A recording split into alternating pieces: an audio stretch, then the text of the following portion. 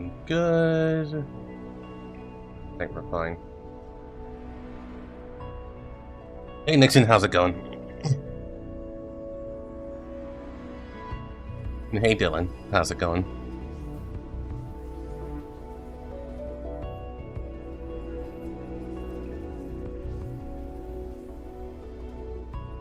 It was a good day yesterday. Met up with a friend, we talked for quite a bit, played some Smash Brothers. Just overall a good time. Gonna have another meeting today at 1 o'clock. I have a couple of friends over. We're gonna have some, well, I think we're gonna have some pizza. As long as the cell's still going.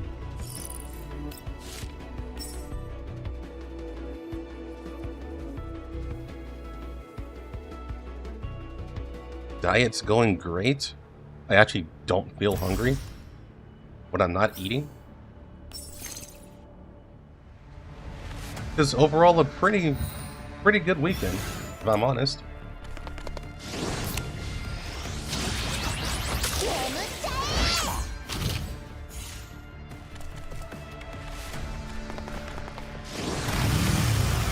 Like, I ate one meal yesterday, and I literally, well, it was a huge meal, I should say, because I ordered something, and it was a pretty big portion, and that's like the first time in my life where I ate something big, and I did not feel hungry for the rest of the day. That was insane to me, and I still don't feel hungry.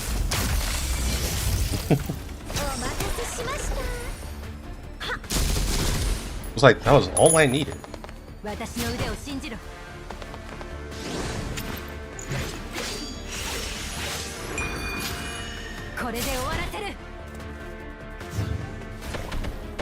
Yeah, dice going great.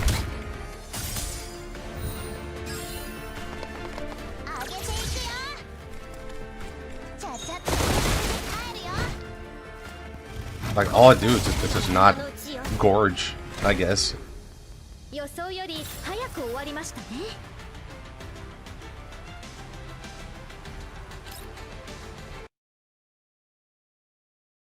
Because whenever I guess you can say whenever I feel anxiety in some way, it doesn't have to be like, oh, I'm like depressed or anything like that. It's just like some form of anxiety or excitement. I do just kind of just mindlessly eat food.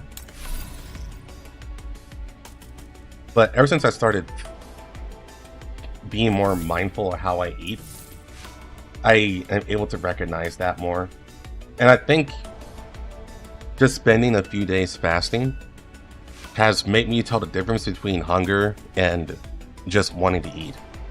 I think that has been the biggest upside to dieting.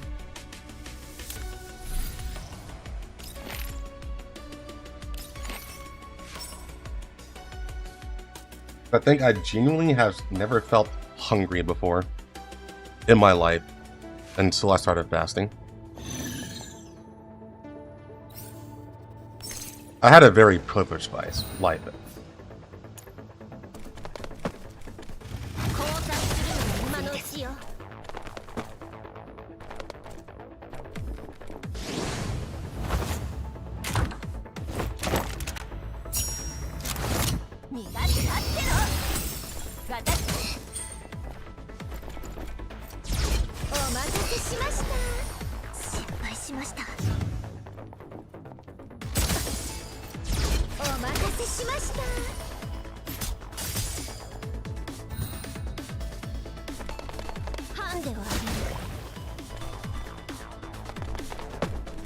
Yeah, friends and I are going to do gonna play more Smash Brothers. I could stream that, but I think for this being like the first time that we're all coming together, I probably want to keep that more private, just so we can focus on just having fun.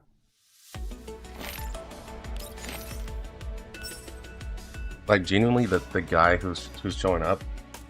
I have a friend of like over 10 years who is also a streamer.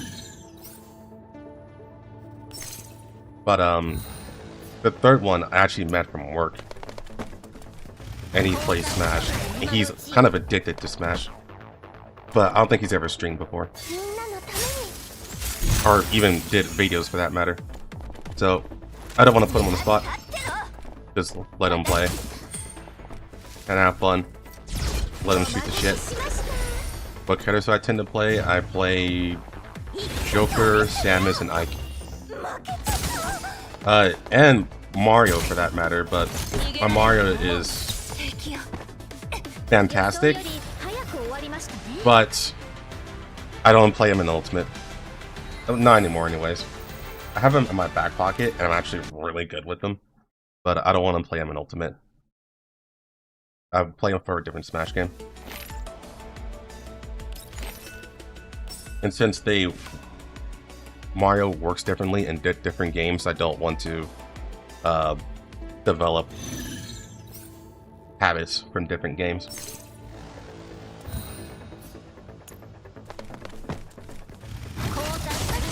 But you can say the ones I go to tournament with, or went to tournament with, I don't go to tournaments anymore, is Joker and Samus.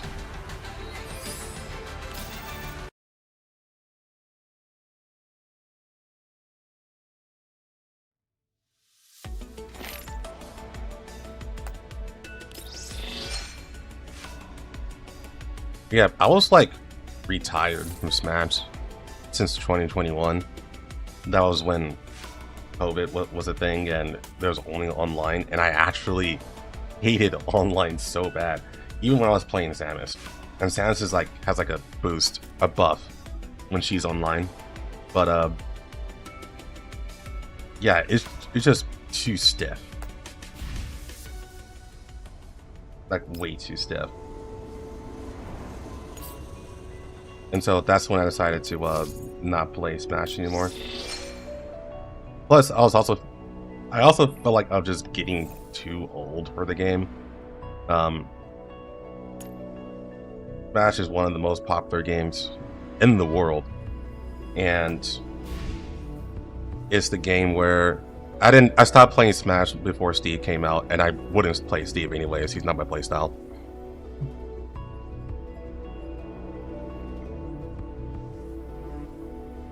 But Steve is broken anyways, yeah. I do all three just for the points, and I'm used to doing it, so I don't really care, honestly.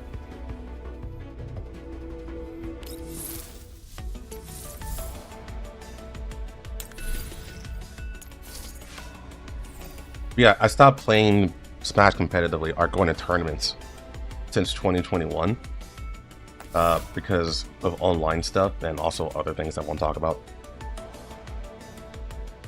But recently, my buddy from work, I shouldn't say still, but he's addicted to Smash, and he has gone to like a couple of tournaments, but not really. They weren't like really like regional tournaments or weeklies or anything like that. But he plays really well, and he decided to bring Smash one day because he heard about me. So I played him and I beat his ass. I kind of consistently beat his ass, and so that kind of brought the addiction back, I guess. But I don't plan on ever going to tournaments again for Smash. I think I'm just behind that now. A lot of new players are up and coming, and Smash is like a game where a lot of young people play. So now I feel kind of out of place. You weren't a sweaty, stinky Smash player that didn't shower, I hope. Meme-wise, yes, but in reality, no. I was a sweat. Like I said, I went to tournaments. I was never top 10 in my local scene, but I was like number 11. Like, I was pretty up and coming. Like, if it weren't for COVID, I actually would probably be in top 10 by now. And probably would have gone to regionals at this point.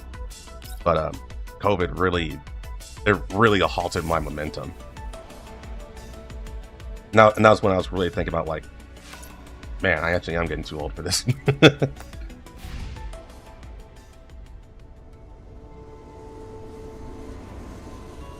So that's pretty much why I stopped.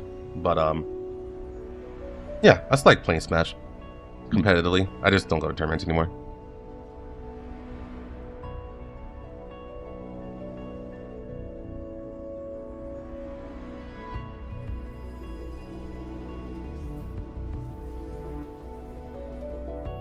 Yeah, I have a pretty long history with Smash. The camera's off.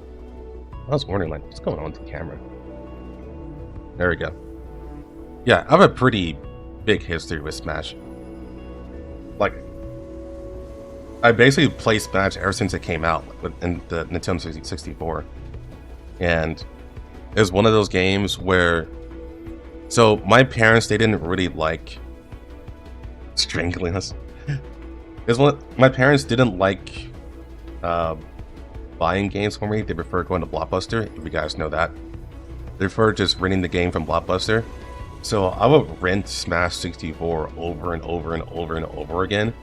And to my parents forced me to stop. Because I rented it so much that I didn't want, so I should have bought it.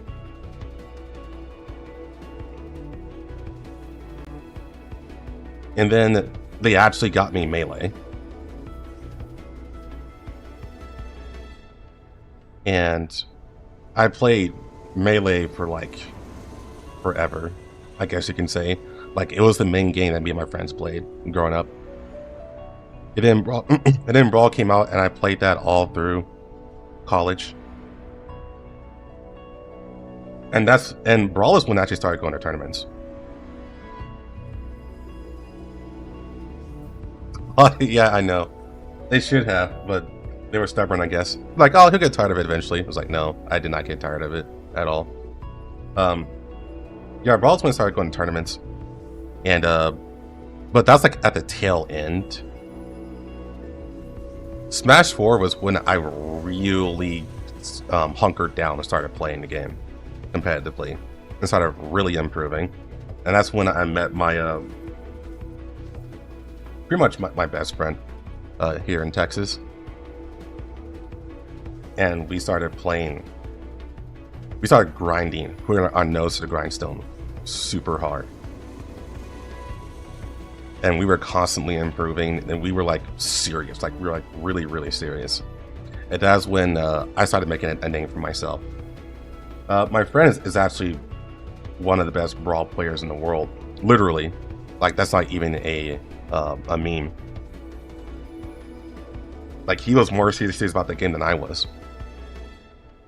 And he saw me, and we lived close by, and he saw I had potential, and so he just started playing against me a lot. We went to each other's houses and started playing a lot, and I primarily improved through him. And now I'm at a point where he's probably still better than me, but I'm very, very relative to his skill level.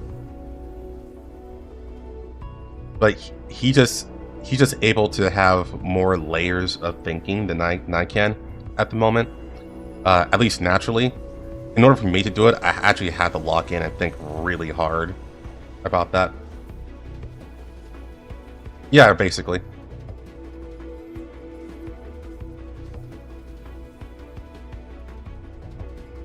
And then come Ultimates. I actually started taking games off of like really powerful players. In the US at least. I didn't get wins in sets, but actually started taking games and started being competitive. And yeah, I won't say a lot of people, but like people who knew me saw how much potential I had. Like I said, COVID hit, and that's when my momentum just dropped entirely. And I started thinking about my life, and I was like, you know what? Yeah, I think I'm good. It's time to play gacha games. Basically.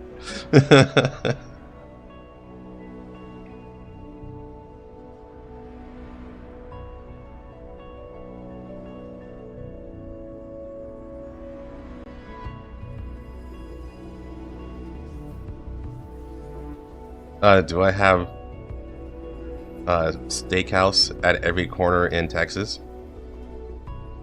Actually, yes. What does the LYX mean? It means light years X. It's basically something that I pulled from my previous channel.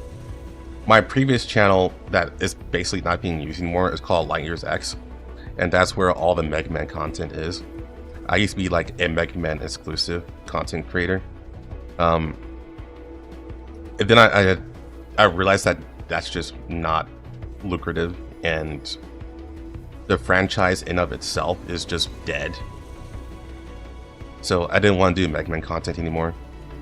I actually started doing gacha content on that channel first, but yeah, the audience didn't mix whatsoever. So I decided to just make a new channel, which is this one.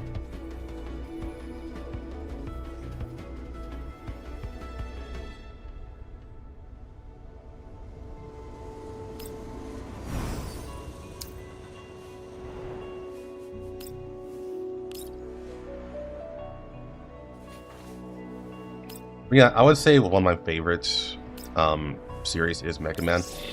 I basically played all the games at this point. Literally all the games, except like Mega Man Legends 2, which, yeah, I should have played that at some point. But I even played like the fighting game.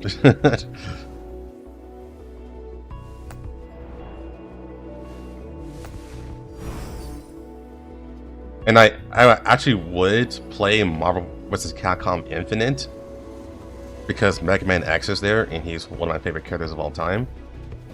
Unfortunately, Infinite never got off the ground. It's one of those games where I think it was doomed to fail, not gonna lie.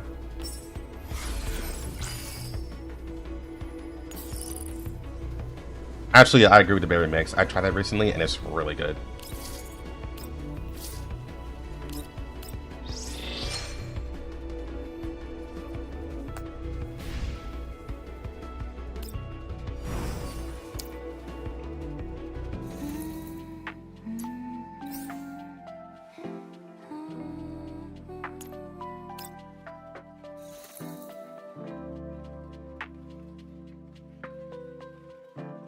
Coca-Cola's alright.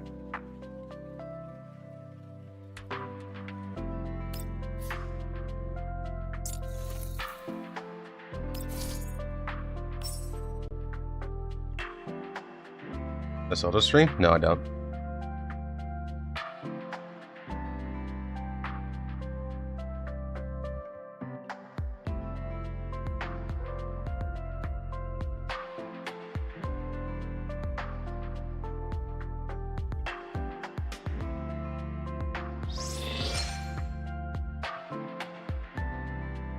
No candidate? I actually am avoiding sodas.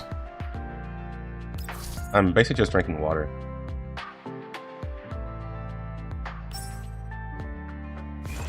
Oh no, Cam. Yeah, Cam's here.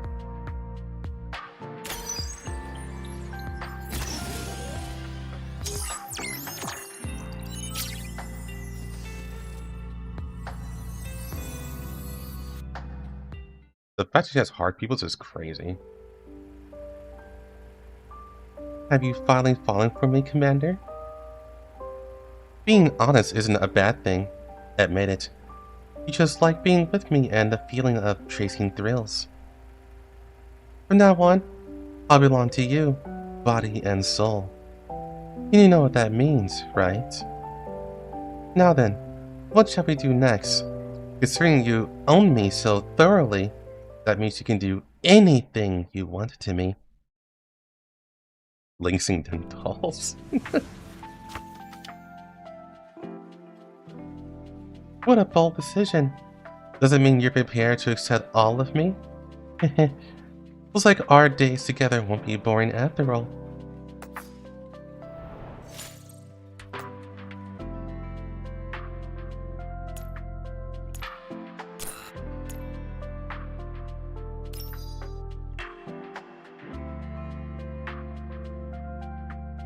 Crazy horny dolls. Yeah.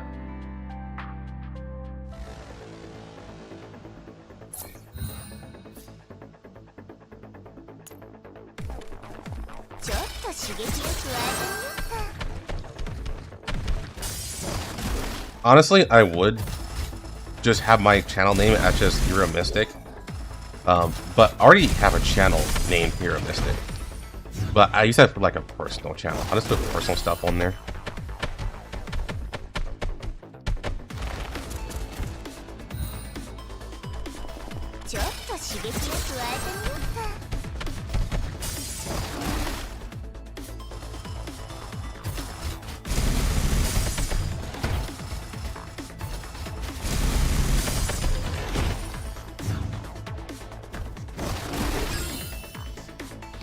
Brought this bear to the date.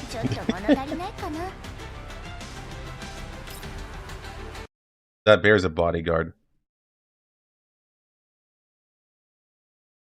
You do IRL vlogs? Oh no. When I say personal stuff, I just mean like stuff I experiment with.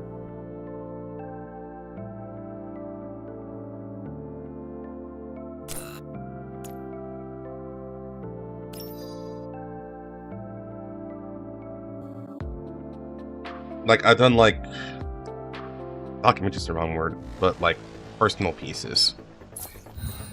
You know, like I talk about my my time in Smash. I put in Smash videos. I experimented with content format, like doing like speedrun logs, because I was a speedrunner. I did speedrun videos. I clipped PBs and world records and put them on that channel. I had Hyperdimension Natunia on there. What else?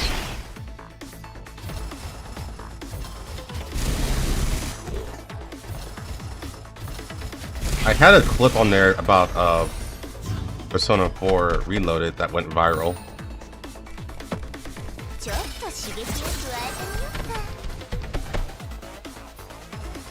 That was literally only like a minute. But I got like 100,000, like over 100,000 views. And it was like, wow. This is like the lowest ever piece of shit I ever did, but somehow it got big.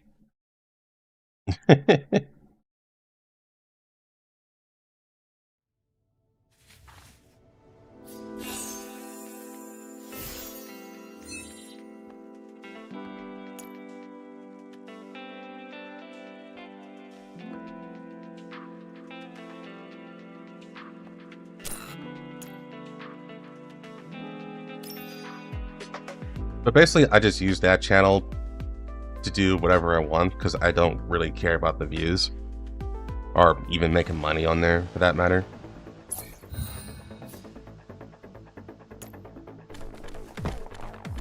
But I haven't used it in a while.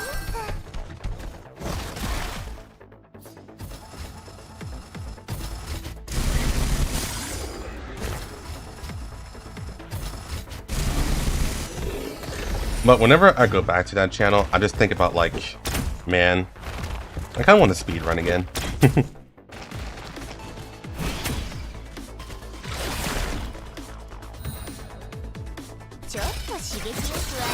There's nothing horny on there.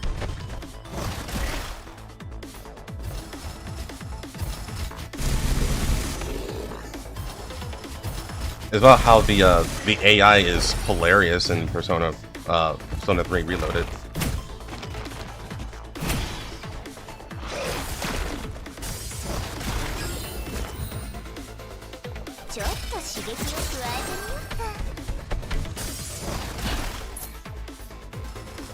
So here's the thing, my streams have always been horny or degenerate,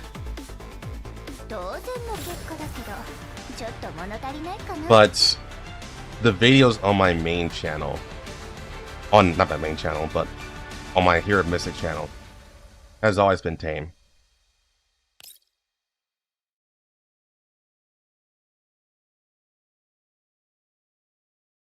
For this channel, the one you're on right now, this is probably the most degenerate it's ever been, which I'm happy for. So you guys gotta understand. My first gacha game was Fire Emblem Heroes, and I was innocent back then. And then Fire Emblem Heroes started doing swimsuit skins, or alts, and that's when everyone blew their fucking load, including myself. So when people were afraid to be fully degenerate in Fire Emblem Heroes, I embraced it. And that's why I have so many horny people in my Discord. You're a good Christian, man. I am definitely Christian, but I want to say good.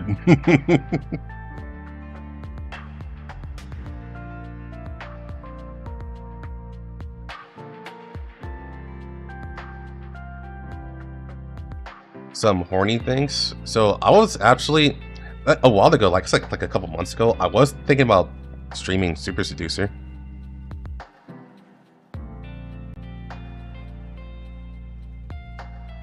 I think Super Seducer is very funny. It's a very funny game. But for like super horny stuff,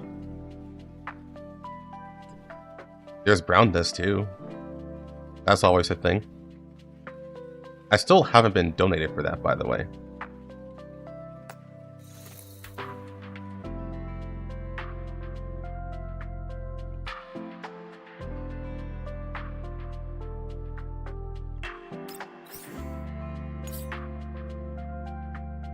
Next name, Dangerous Dose.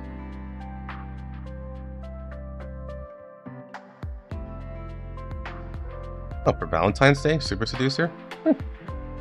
It's a bit of a ways, but makes sense though. It is a long game though. The first and second one. Actually, the third one is the longest.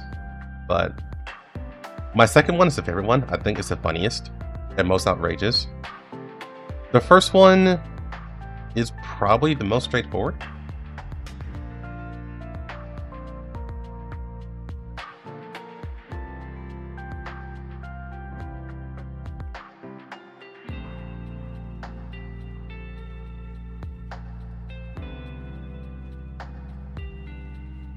I agree and also disagree at the same time, because in order to be a good Christian, you have to follow practices.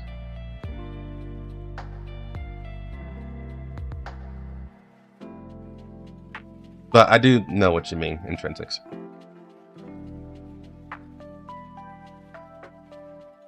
There's just some things that I don't really want to let go.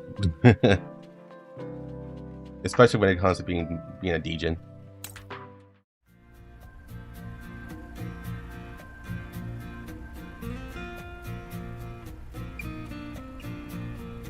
Do you feel anything now, Commander? No. Really? You don't feel anything? I can clearly feel her putting more strength into her grip. What should I be feeling? It's alright if you don't feel anything. That just shows your body is perfectly healthy. Florence takes her hands off me, peels off her examination gloves, and then begins checking the readings on her equipment. Frankly speaking, I have no idea what kind of useful measurement she can gain from squeezing me that she can't get from those sensitive instruments. Although I was looking forward to hearing the sounds you would make, Commander. I knew it. It had nothing to do with the health exam, just Florence indulging her kinks. He's holding the dick. After all, Florence has been doing these routine exams for me for some time now, and all the previous ones didn't have that step.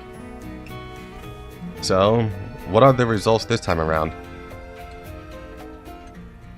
After getting dressed, I turned to look at Florence, but then I noticed the look on her face is dramatically different from usual. Like I said just now, you're in the pink of health. However, however, however, what exactly have you been doing recently, Commander? I see clear signs of overwork. Florence looked at me with a judgmental gaze. I finished several commissions back to back, so yes, it's true. I haven't gotten a good rest in some time now.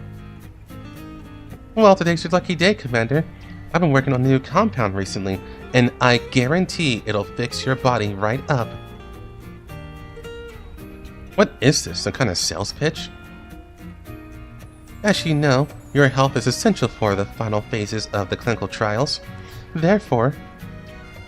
Okay, this is starting to sound more like a kidnapping than a sales pitch.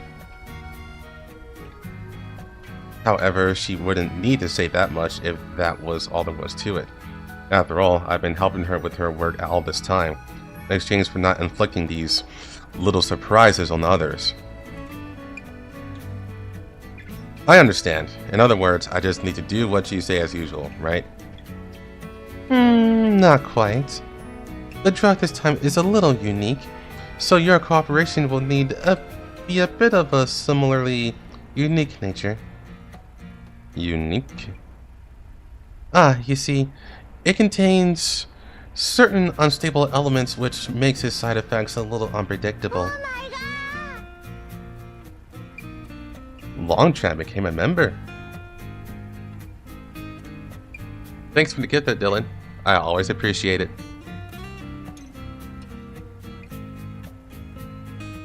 In other words, they're somewhat random. They're all harmless though. You know how it is, but there might be the occasional little oopsie, but my medicine is always 100% safe.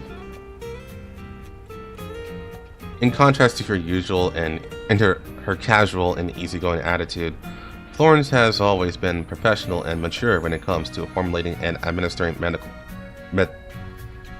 medical drugs. As a skilled medical practitioner doll, her treatments are effective and safe. Those drugs' harmless side effects are the results of countless iterations of improvement and refinement. Yeah, I'm still waiting for you to land on, like, what's that name again?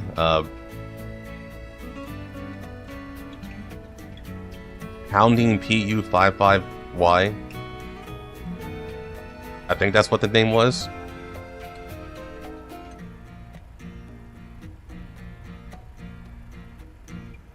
That's what it is, yeah. What an insane name.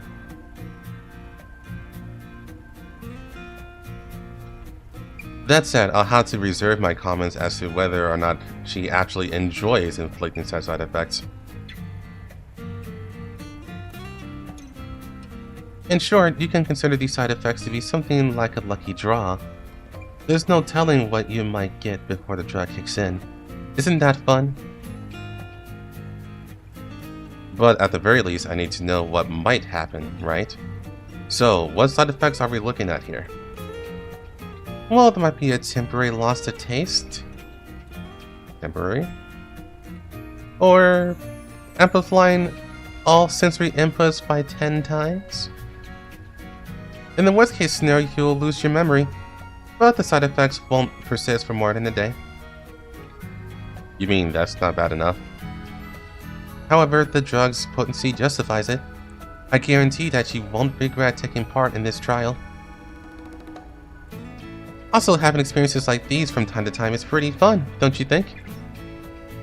The corners of Florence's mouth turns up slightly. There is a wicked glint in her mirthful eyes. Alright then, but only on vacation days. I don't want this to affect my work.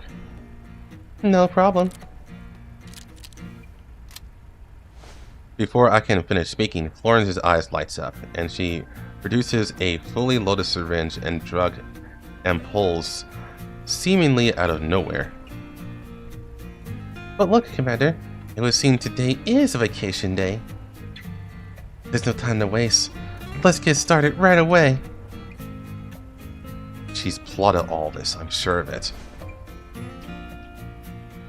Florence approaches me with a syringe and her smile grows wider and wider. There's even a hint of inexplicable anticipation behind that grin, which makes her look like a cat that's got the cream. Commander, once I plunge this into you, all your fatigue will just disappear. There will be a 30-minute observation period after administering the dose, and during that time, you'll be all mine. I'll make sure I carefully record all the little responses you make. Sure enough, the effects kick in several minutes after the injection. The soreness and fatigue accumulated over the past few missions immediately fade away, and my mind clears up as though I just had 8 full hours of sleep. However... Yes, what is it? After noticing the change in me, Florence excitedly closes the distance. Although my body feels lighter now, my heart feels strangely restless. As I see her face approach mine, a strange heat pulls up inside me and the air suddenly feels a little dry. It just feels strange no matter how much you slice it. Oh, here it comes. The side effects. Tell me, Commander, how do you feel now? Florence is still trying to get closer to me. Her excited face is practically touching me now. I don't feel anything. I mean, your medicine is working really well. I feel great. Florence reaches out and places a hand on my chest, over my heart. Is that so? That's not what your heart rate says, though. Florence immediately begins assessing my vital parameters. For a skilled medical doll like her, the data she's gathering is enough to tell her everything she needs to know about this experiment. You need to be completely honest with your physician during the treatment, Commander. She keeps pressing in, which only makes the heat flare up more, even leaving my mouth feeling a little dry. I feel a strange warmth spreading through my body. This is great. Looks like I hit the jackpot. To think I get this side effect right out the bat. Did she really not anticipate this? Florence looks like she was totally looking forward to it. The scariest part is that even her wicked smile looks super cute. I am filled with a sudden impulse to touch her. Shouldn't you be a little more honest with your feelings, Commander? It's all the side effects of the drug, of course. No matter what happens, it won't be your fault. Her words only add fuel to the fire. I slowly reach out to Florence. And then I push her away as gently as I can manage. Commander, where are you going? Your observation period isn't over yet. Commander! Commander! I ignore Florence's cries from behind and speed up, return to the obstacle as quickly as possible.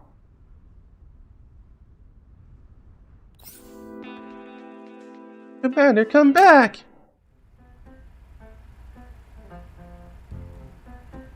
Commander, we're the only two here, so why do you keep holding back? It's been 20 minutes already. Do you really not feel anything? As I look into Florence's expectant eyes, I sigh quietly. Unfortunately, everything is normal and my body feels perfectly fine. Still, not having side effects is good, right? That would mean something practically impossible just happened, Commander. Personally, I think that there is a bigger surprise hidden behind this. The current circumstances make me feel inclined to believe that the side effects in question is a very, very amusing one. I ignore her voice as she gets more and more excited, and look at the time. Then at the gleaming metal handcuffs around my wrist. 5 more minutes until the observation period is over. She handcuffed them so she couldn't run. 25 minutes ago. Ah, Commander, you're here. I've been waiting so long for you. Today is another vacation day. As promised, I have come to Florence's lab once again. You've been a surprisingly good girl this week and haven't forced your whims on anyone else. I simply thought that you deserved an award. Don't you think that makes sense? Is that the way you see it? So it's not because that special medicine I gave you that day made you feel so good that you're hooked. It was effective, I'll admit. Then you can look forward to today's mystery box of side effects. As she says this, I realize that her hands had been behind her back all this time, which still fills me with the same sense of dread. What exactly are you up to now? The moment I ask that question, Florence produces the items she's been holding behind her. A pair of shiny handcuffs, answering my question with her actions. With a crisp click, they bind my wrist to Florence's.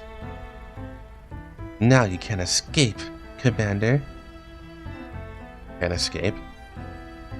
I ignore her provocation and raise my hand, shaking it lightly. The metal cuff presses against my wrist with the clink of metal.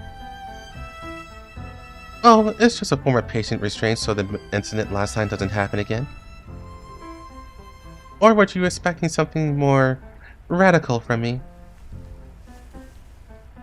Florence prepares the injection and disinfection as she says this. Then she lightly squeezes the plunger, causing several drops of liquid to ooze from the needle.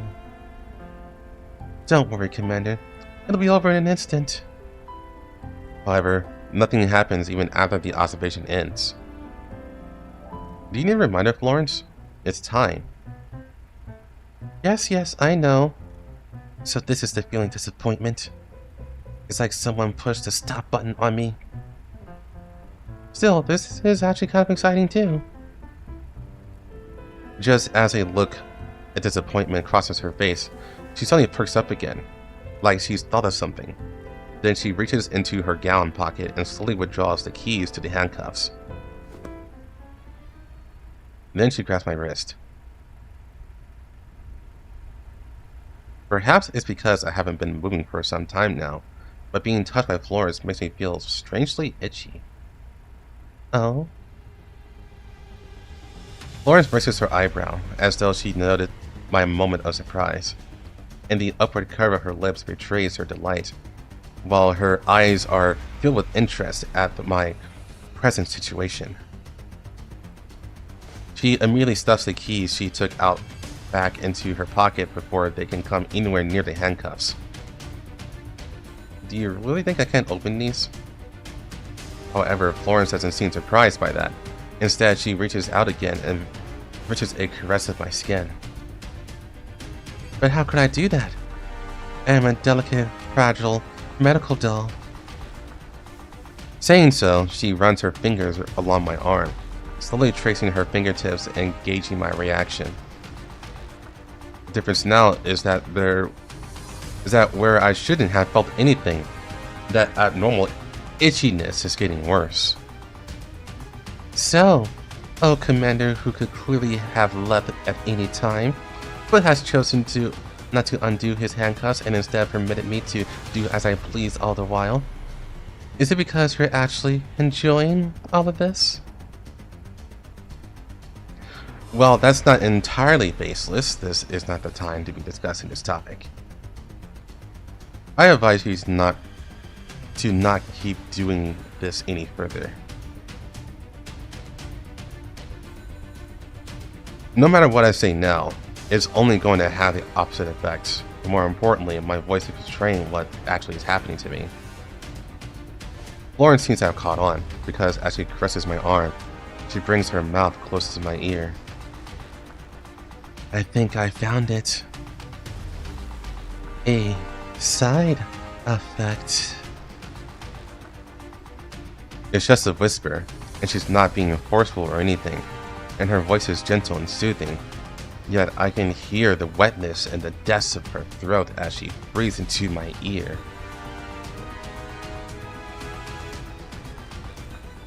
However, as this mix of moistness and warmth washes over my ear, it awakens a completely different brand of titillation in me. No, one could say it's 10 times stronger than the usual kind. I guessed it too. I love how you look right now, Commander. An excited smile blooms on Florence's face. Jackpot! When your sensory perceptions are amplified, you become much, much more sensitive. This must be a novel experience, is it not, Commander? I'm so jealous! I wish I could feel it too. But human drugs are useless on dogs, aren't they? And besides, if you got hurt like this, the amplified pain might be so bad that it might kill you. I grab her wandering hand to keep it from causing any more mischief. Relax, Commander. I can guarantee that what comes next will only be pleasure, without the slightest bit of pain. So, shall we try something more intense?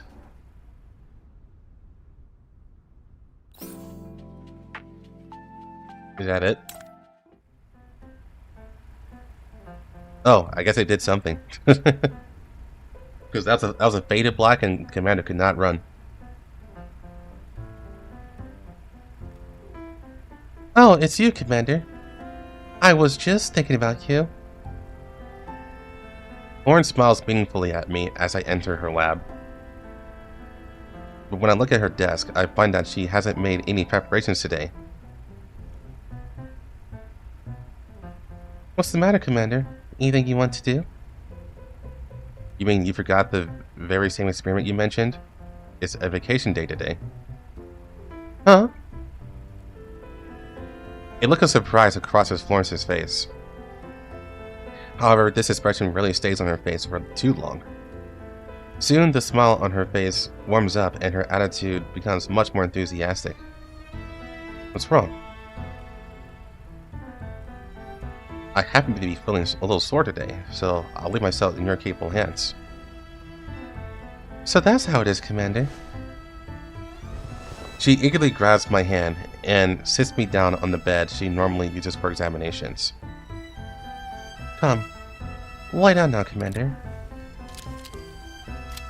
She seems to be in a good mood, humming as she checks her instruments and urges me to lie down.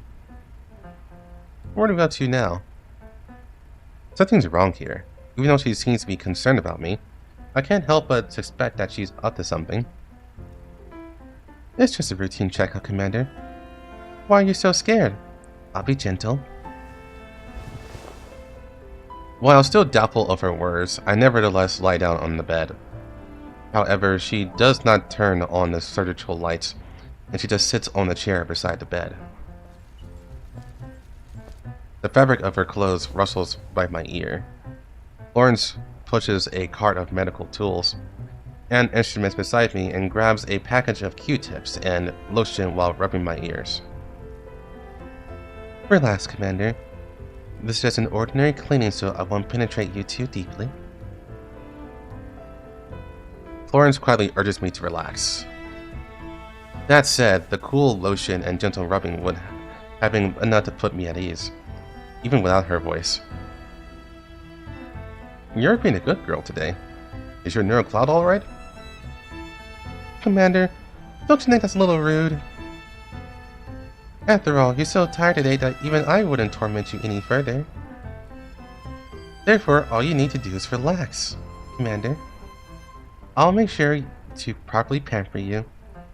Shall I give you a massage later? That'll help ease your fatigue. What I mean is that you seem more like a normal medical doll today, or rather, a nurse doll. It seems there's been a terrible misunderstanding, Commander. I've always been a medical doll, you know? I was created for this sort of thing, and I keenly feel that whenever I'm with you. Her tone isn't as breezy as usual, rather there seems to be a gentle earnestness to it. What do you mean? Commander, why have you always accepted my request to run experiments on you? She starts massaging my shoulders, and as my muscles relax, my eyes go half closed.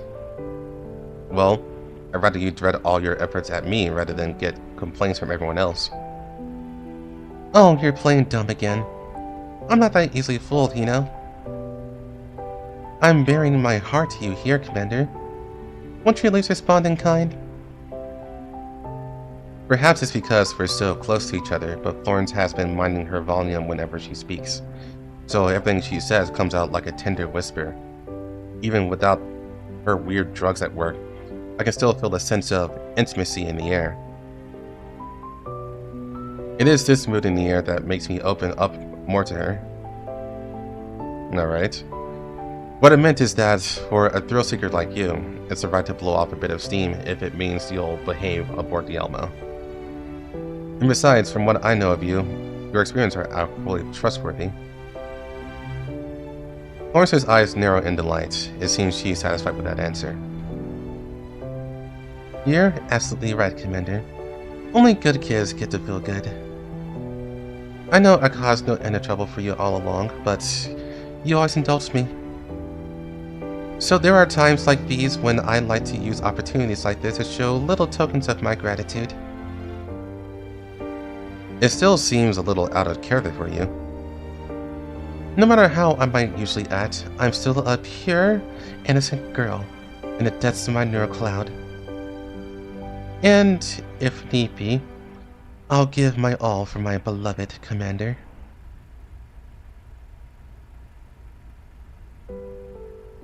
Florence speaks quietly into my ear, and there's a fleeting hint of seriousness in her gentle words, which feels strange to me. So, just as I'm about to ask my question, Florence's words cut me off. Alright, Commander. Just how much further are you going to probe inside me? That's enough talking about taboo topics for one day. One moment talking about bearing your heart out, and now it's a taboo topic. More importantly, Commander, how do you feel now? I don't know if I'm imagining things, but it's true that recently I haven't been feeling tired as often. That just proves that the drug is effective, even in the experimental stages.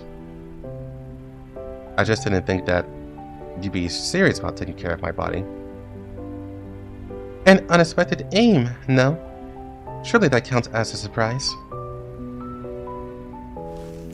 I can't help opening my eyes and looking at her, but she's already done with her work and is already putting away her items that she was using earlier. It's over already. Oh, you're insatiable, Commander. Looks like you're still not satisfied. After all, this is just ordinary care. We haven't begun the third experiment yet, have we? Florence turns around, a wicked grin on her face. I find it impossible to believe that it comes from the gentle nurse Florence was just now. But we've already finished the experiment, Commander. It's finished? I watch as Florence brings up her experimental log. After checking it, she adds 2 more lines, then sends the transcript to me. The next time you come by, I'll have the improved drug ready. While I haven't had my fill, the experiment is complete. So all I have to do is think up new games to play with you next time. I have no idea what she's talking about. I look down at the experimental log she sent. The 2 lines she added are clearly visible on the bottom. Side effects include memory loss? I scroll up and read through the records of the third experiment. All matters of details, great and small, are recorded in exacting detail, and I have no recollection of them at all. Did you check the date, Commander? I checked the log date. All these things I forgot about. They happened last night? That would mean I finished the third experiment overnight, but I forgot everything because of the side effect and then came back to this little minx's lab again? I think I know why I feel so tired today. Well, you were quite vigorous last night after all. Also, I felt a little guilty when I saw you just now, so I couldn't help treating you a little nicer. Meanwhile, the culprit behind all this is laughing merrily, as though all this does not concern her. Oh, they had a good party time.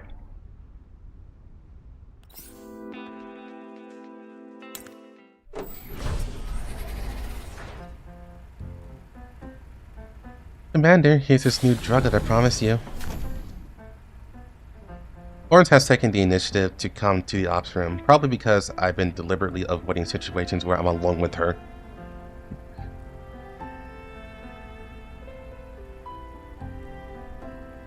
Alright, so you guys have to remember, or rather, if you guys don't know in the first place, Florence has been like this ever since Project NeuroCloud. In fact, I say she's done worse things in Project NeuroCloud. She went in hard on the professor.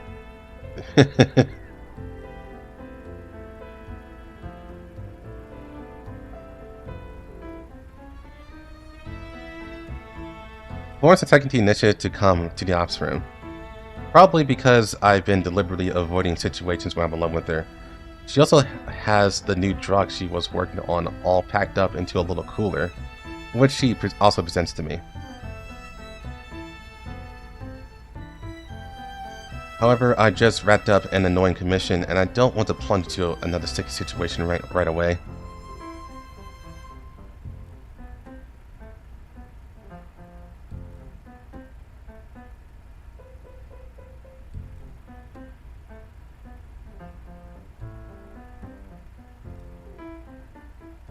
You should have other things to handle these days, right? What are you doing here? Have you finished your frame upgrade already? Of course. Now that I got a brand new frame, I can't wait to go out and seek more thrills.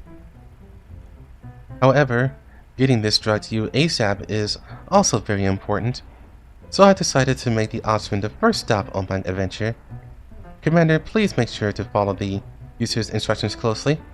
More importantly, make sure you visit your physician for regular checkups. Florence adjusts a pair of non-existent glasses.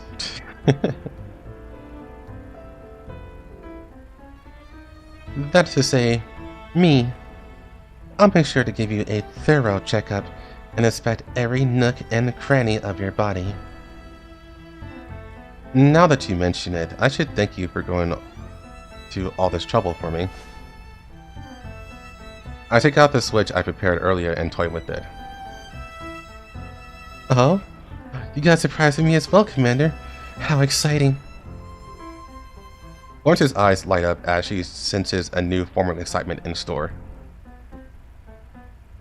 Have a seat, Florence. I'll show you. I look at the nearby sofa, which has been finely knitted blanket on it. You mentioned something about a side effect that made you envious. I press the switch without hesitation. Huh? Florence speaks in surprise because something strange has happened in her frame. There is a look of surprise on her face as she suddenly feels herself being rubbed all over her body by soft, fine fabric. So, as a token of appreciation, I installed a sensation amplifier in your frame during the upgrade. Interesting. A playful urge fills me as I look at Florence's blushing face, and I press a button again, switching between several application ratios. Oh, and by the way, the sensory feedback application can be altered to satisfy your thirst for new thrills. Florence's face switches between blushing and pale as I go from mode to mode. Her breathing grows more labored until her expression finally settles into one of embarrassed shyness. So, do you like your present? I can't believe you asked me a question like that at a time like this. You're so sneaky, Commander. Still, it is a truly unexpected present. Her nervousness makes her breathing choppy, and even her speech is starting to feel a little disjointed. I adjust the button again and turn it up a notch. Commander. My frame, it feels so weird. Despite that, Florence's smirk betrays her delight and beyond that of her anticipation. Alright, that's enough fooling around for now. Here you go. I hand Florence a switch. Like I warned you before, your sense of pain will also be amplified. In addition, excessive sensory input might have an effect on your neural cloud. Therefore, I think you should hold on to the switch and take care of it. Besides, it was always meant to be a present for you. However, she did not accept the present that I'd given her. Commander, this sort of thing is only fun when it's out of control. You should hold on to this switch. More to the point, I trust you. Is that so? Upon hearing that, I immediately max out the sensory application ratio. He's like, alright then. Ah! Commander, if you do that so suddenly. You don't like it? I turn it off. No, Commander, I can still. Florence's words trail off into unintelligibility. I can't hear you. Her face flushes bright red, and she seems to be hesitating over what to do next. After seeing how bold and forthright she normally is, watching her go all shy and tongue-tied is like discovering a rare and precious treasure. Finally, she quietly pleads with me. Commander, could you turn on the switch, please? Not being one who enjoys picking on others, I do as she asks and turn it on once again. This feels great. That's how it should be. It's just wonderful, Commander. Maybe you should turn me on during our next mission? Or no, maybe you could do it today. Why don't we go out like this right now and do something fun together? I was originally planning to use this to scare her a little, but it seems it had the opposite effect. With a side disinterest, I turn it off and place a switch beside Florence. Do you really understand what I said just now? It's still very dangerous, even if you trust me. Commander, I think you're the one who doesn't understand what I'm saying. Florence looks at me earnestly. My trust in you is not because I expect you to be kept absolutely safe or because I'm looking forward to an outcome that pleases me. On the contrary, I trust you because I'm sure that no matter what you decide, I'll end up enjoying it. Therefore, you should just do whatever you want without worrying. It seems Florence has thought of something because she resumes her usual smile and picks up the switch before approaching me. Surely you should have realized that by now, after being with me for so long. Right, Commander? She transfixes me with her eyes. Her smile is still there, but the way she grabs my hand shows how serious she is. She stuffs the switch into my hand and then covers it with her own. It's okay even if your decisions end up destroying me. Or rather, that would be the most interesting fate to me. That's how much I trust you, Commander. That would be the perfect string for the coworker to shut up.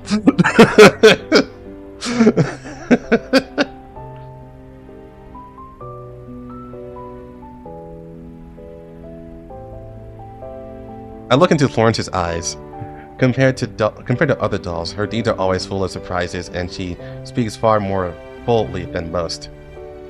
But right now, I feel like I've been through all of her, and I'm looking into her truest feelings. You do realize there's no going back from this, right? I can't wait, Commander. I'm so excited about what's going to come. Which is you and me.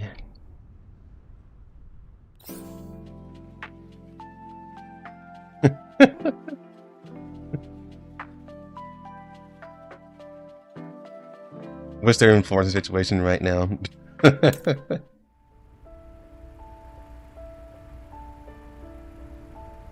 And the bear.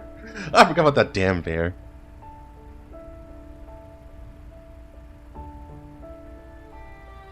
So, what are you doing down there? I just finished one of my regularly scheduled meetings. I look down to confront the most daring doll who's under my table.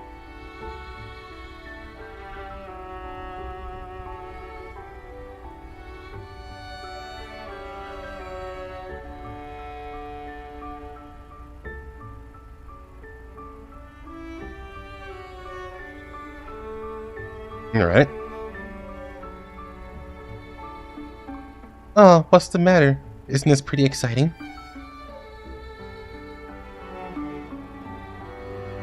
You should be glad that the others simply thought you left early for some reason instead of realizing that you were under the table. What? Huh? Your endurance is something else too, Commander.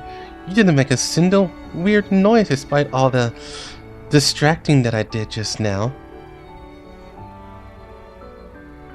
Surely you didn't go to all that effort just to prank me, did you? To my surprise, Florence produces a tiny cream cake adorned with various strangely shaped pills, tablets with various geometric forms, and multicolored capsules. Even the chocolate on it has been exquisitely shaped to look like a syringe oozing a pale blue syrup. Judging by the faint scent coming from it, it's probably some kind of alcohol-filled chocolate. Surprise! What day is it today? No, if this really were some special occasion, the lounge would probably be a riot right now. It's the anniversary of the first time you promised to help me finish my experiments. I know it caused you lots of trouble from time to time, so from time to time I need to give you a treat. That way you'll continue to put up with my antics and go along with me, Commander. So you're aware of the kind of trouble your antics cause? And here you were messing around just now. However, Florence shakes her head and spears a chunk of cake before feeding it to me. It's delicious. That's good, Commander. Although I need to correct myself. I just wanted to give you a surprise just now. The real mischief is about to begin. That's not for you to decide. Commander, didn't you realize? All those pills in the cake just now, they're all real. You're still eating whatever I feed you, even after knowing me for so long. Florence climbs out from under the table and takes a seat on it, in front of me. Oh yes, it's been so long. Did you really think I'd just swallow anything you gave me? I spit out the pills that I've hidden under my tongue. Any longer and the capsules would have melted and the tablets would have been completely dissolved. Eh? You didn't eat them, Commander? I rise to my feet, and at last I see a hint of panic on Florence's face. It's fun to turn tables from time to time, right? And besides, you don't seem particularly disappointed either. Sure enough, as I look into her eyes, the shock there is mixed with overflowing anticipation.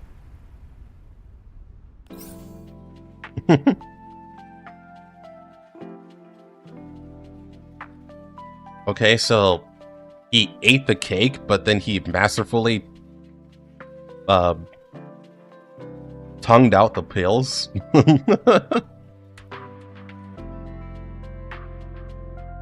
Was he Spike Spiegel?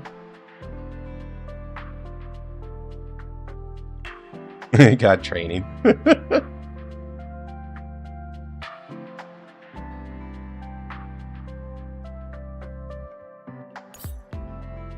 That was very interesting. Also surprisingly short. That wasn't even an hour. That was like 40 minutes.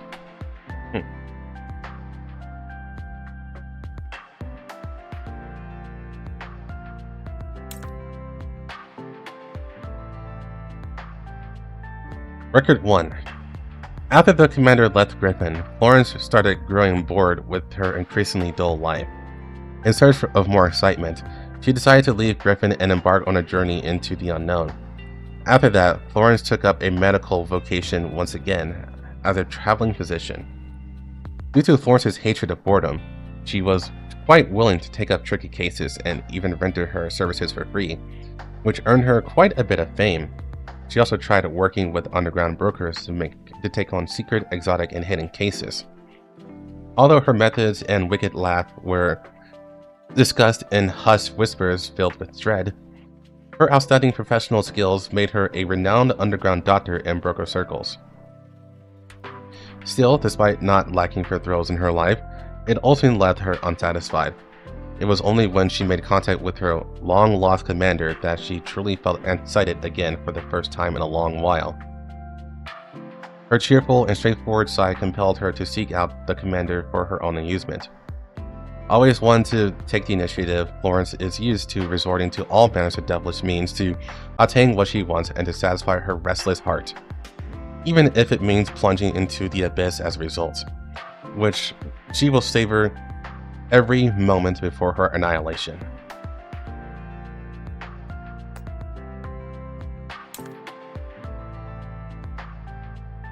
Florence's whimsical nature meant that she did not have a destination in mind. She's a girl. Dude, she sucked his dick under the table. I don't know how else you can describe that, or interpret that at the very least. Like, what else could she have done?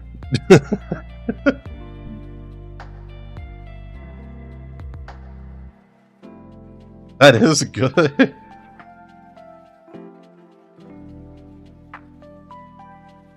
Polishing his boots. I guess that is possible, but that'd be boring.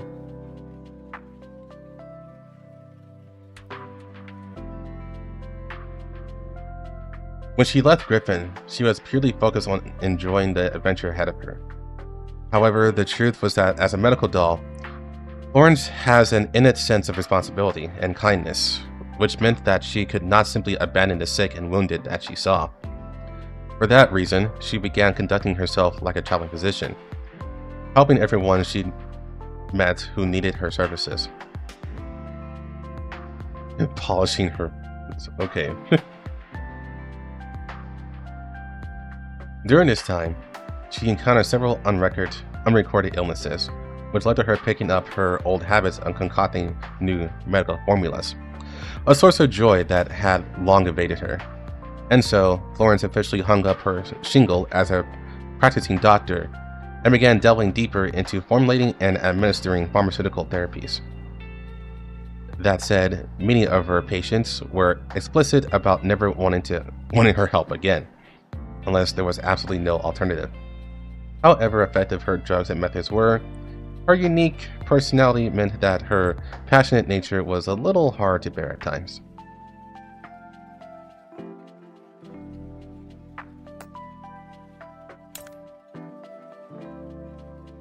Generally, Florence did not concern herself with being paid for her medical services. This directly resulted in her being destitute for a very long while, to the point where she couldn't keep working on formulating new drugs. This was also the point when she started working for financial gain. She tried working with various underground brokers, secretly took on some medical cases, and provided those brokers with the formulas for certain self-made drugs. Florence's professional skills meant that she was very well paid for her efforts, an entirely unsurprising outcome, and acquiring a clinic and lab for her own was a natural development for these circumstances. However, there were times when Florence would refuse these brokers' requests. Can you really not make a medicine like that? Florence had heard these words several times before from displeased partners, who had barely managed to rein in their emotions before quietly continuing. What kind of top-notch medical doll are you? However, Florence didn't seem bothered by those words at all. She merely smiled and leaned back in her chair before placing her feet on her table and pointing to the door, indicating where the brokers could go. In truth, it wasn't that Florence couldn't meet her request. However, there was one ironclad principle that she never deviated from, which was that anything she made had to be completely harmless.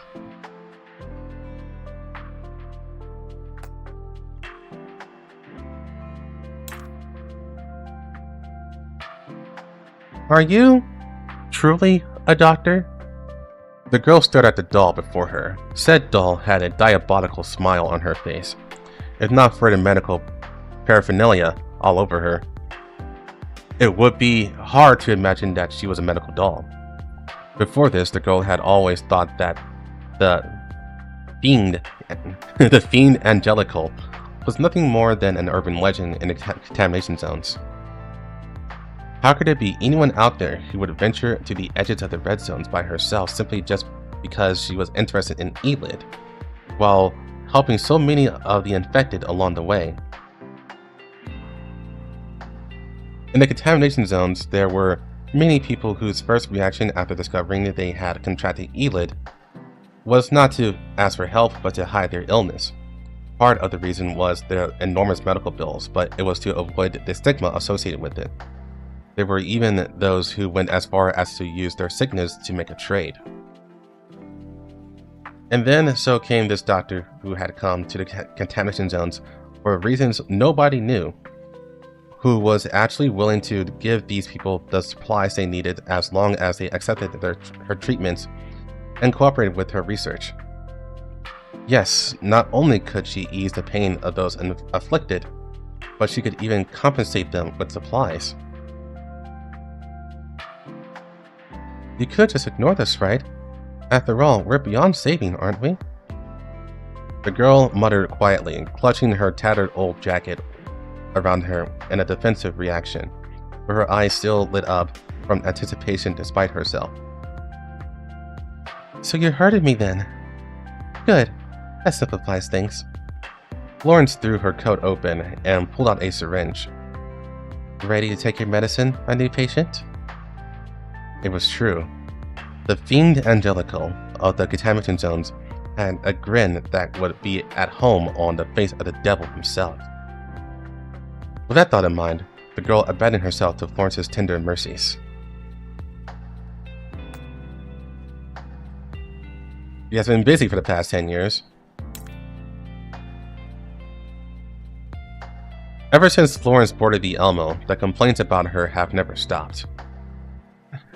Be it the shambles of the lounge, the training equipment she broke, or the special surprises she prepared, the endless parade of evidence against Florence was enough to give the commander a headache. Were there really that many complaints? Only half the dolls in the Elmo spoke up after all. Florence did not seem bothered by the testimonies against her. Speaking of which, are there really any dolls in the Elmo with normal neural clouds? True, actually. I mean, there's really actually only Groza, I would say, but even her neural cloud is fucked up. She just acts normal. I guess there's Diane too. And Springfield. But Springfield is like secretly extremely horny. Strictly speaking, among the dolls who had not spoken up against Florence, there were a few who had fallen for her temptations and wound up becoming unwitting accomplices of her wrongdoings. Definitely not Colfing. The QJ is not normal. She just trained herself to be normal, but she's actually really eccentric.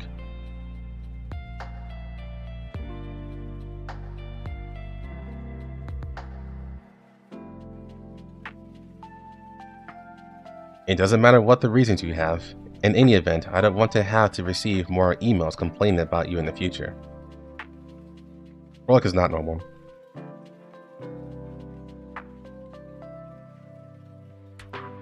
But it's so boring being stuck here all the time.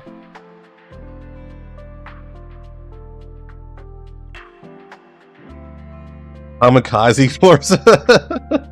That is true. Groza does like doing that. Time to put bombs on me. Let's go.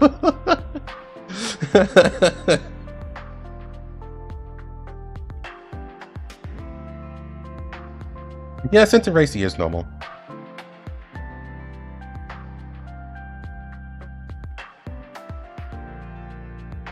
Florence lapsed into thought, then began approaching the commander, still with a smile on her face. How about this, Commander? I have a suggestion. Badly is not normal, what the fuck? After some bargaining, they decided that the commander would help her with her experiments and go on excursions with her every now and then. Following that incident, it was very obvious enough to everyone that Florence was much more subdued than before. However, nobody seemed to realize that all of those unsettling ideas of hers were now solely directed on the commander. And everyone's like, no!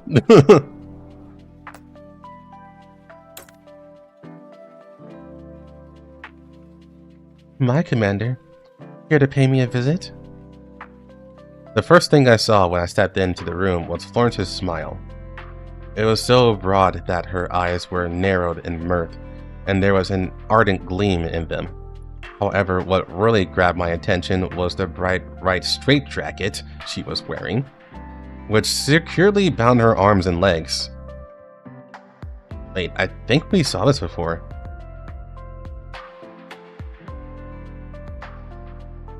Despite her predicament, her dazzling smile meant that she didn't look the least bit miserable. In fact, I suspected that she may actually was enjoying herself. Florence, what are you up to now? But Commander, wasn't it your esteemed self who messed up my body like this? Florence's smile grew even wider. I recalled yesterday's event. I distinctly remembered saying something about having to restrict her movements for the foreseeable future, but I looked at Florence again as she lay on the examination bed. How has she inferred such meaning from such words of mine? Well, I have no idea how you understood what I said. If you like it this way, then suit yourself. And with that, I turned to leave. While I had no idea what she was planning, the best way to deal with Florence was to just ignore her antics. Huh? Commander? Florence seemed surprised by my reaction, for her full-body straitjacket meant that all she could do was wriggle frantically on the bed. Commander, wait! Don't go! Aren't you going to punish me? Commander! Commander! I closed the door behind me, trapping her walls in the room with her. That was the best way to punish Florence.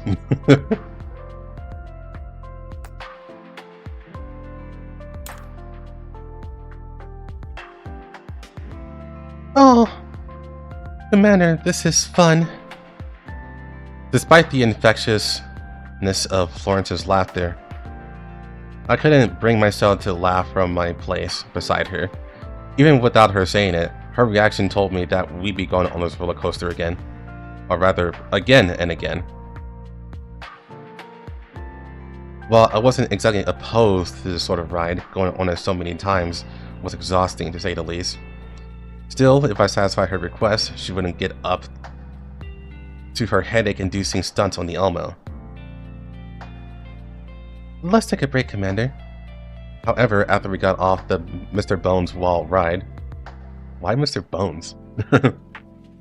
Florence defied my expectations and did not force me to go on another round with her. Not going to ride it again? Florence did not answer me. Instead, she dragged me over to a stall selling crepes.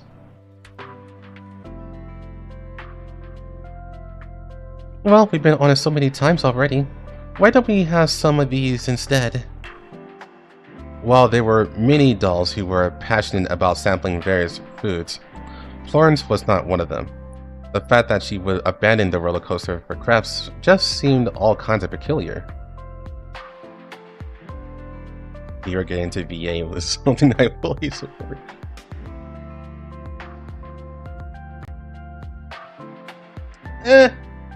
Honestly, I think it would be kind of fun to be a VA, but I don't have the equipment. So I have the mic. This mic works. But I would have to modify my closet in order to actually do voice work, and I don't know if I want to go that route. At this point, Nemesis is a sane one. True.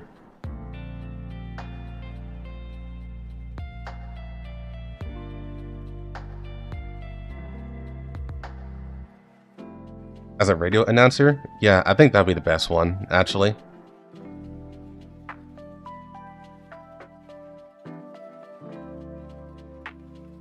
I accepted the crepe she gave me with doubt in my heart. You like these? I was curious because I hardly ever saw her favor any kind of food. Well, I like anything I can eat with you, Commander. Florence stuck out her tongue and licked off the thick smear of cream on her lips. And besides, you're tired, aren't you, Commander? You need to get ample rest so you can better save your next thrill. Florence's sudden introspection took me by surprise. At the same time, an indescribable heat and energy spread out from the core of my being, wiping away all my fatigue. Wait, what?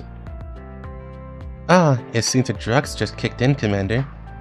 Florence looked up, and at last I saw that familiar cat got the cream smile on her face again.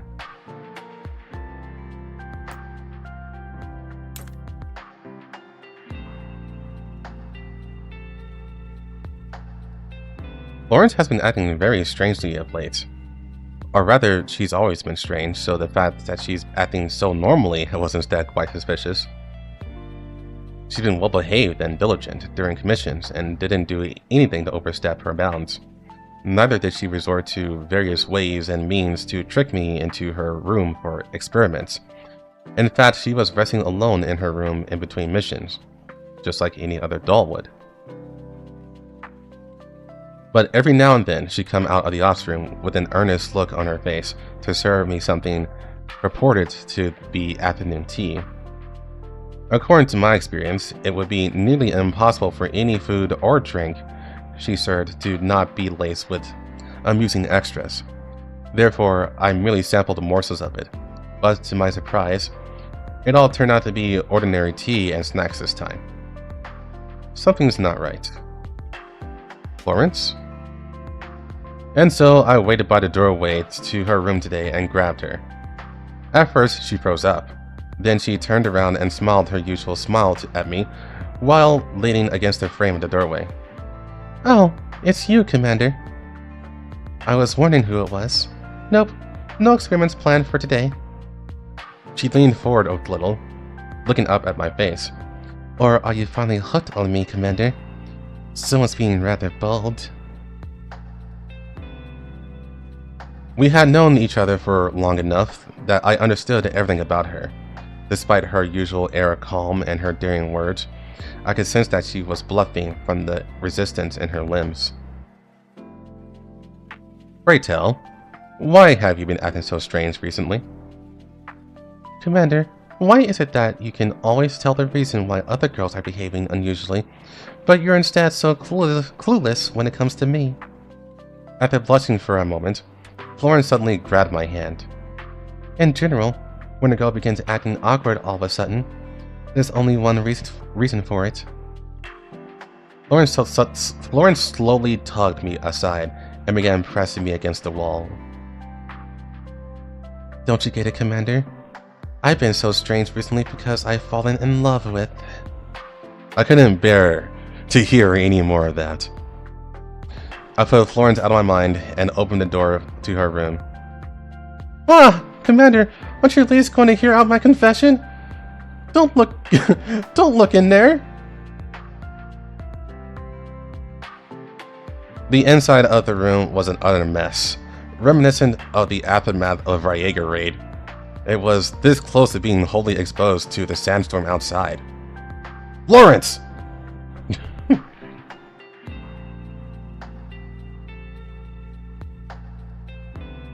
Was she trying to clean up? I'm not sure what happened there.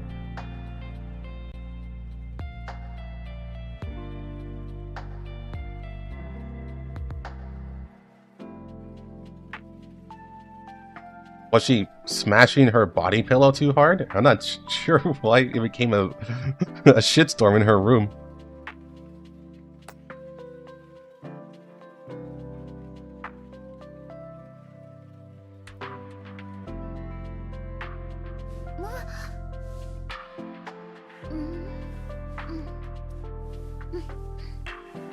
Oh, it's for the ass shot. I got you. Practicing with the bear. That's funny. So yeah, that was actually shorter than I thought it'd be. But we don't have time to do another thing. So we can chat for a while I do heroic raid, or heroic mode, I guess.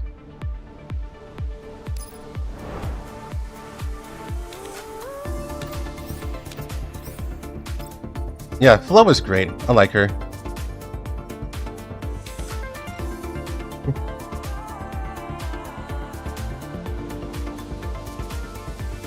Good morning, SCP. How's it going?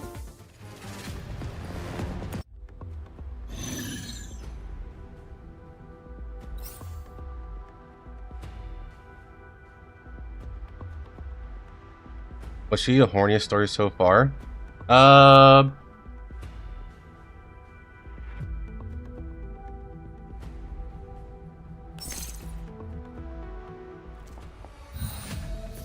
No, I didn't. I didn't get the Easter egg. What is it? Was she the horniest story? It's between her and Helen.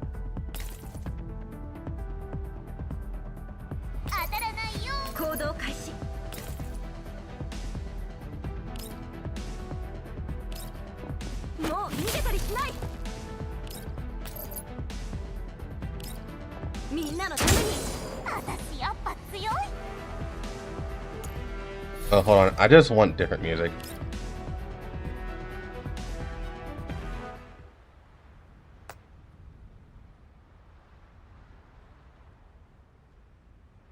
Player. I got like maybe like an hour. She will ensure you do. Yeah, it's between her and Helen, but for sure it's implied well enough that Florence can just do whatever the fuck she wants. Like, I'm pretty sure that last one actually was just her giving him a blowjob.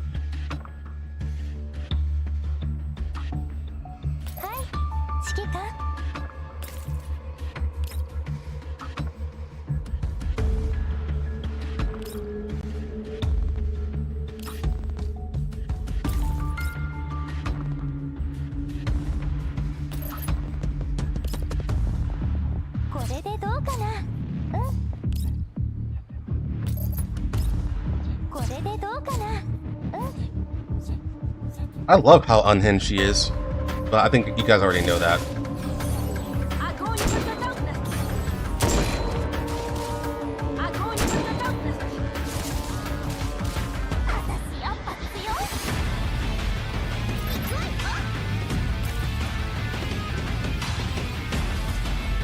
Oh, that's Jang Yu.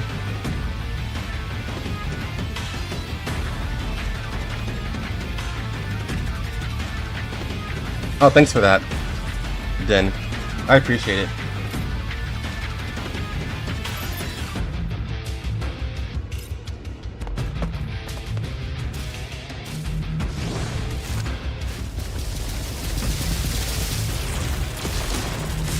Most wholesome? I say it's between Obert and Groda.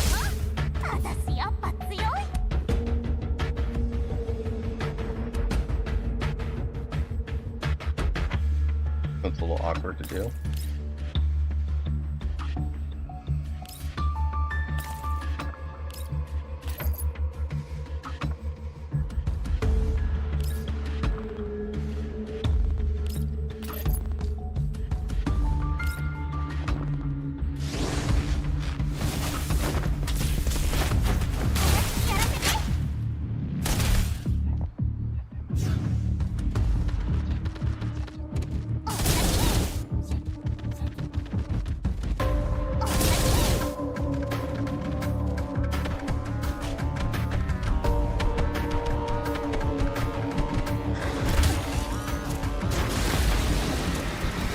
Springfield is very horny, actually. I wouldn't call her super wholesome, but definitely Ulrich.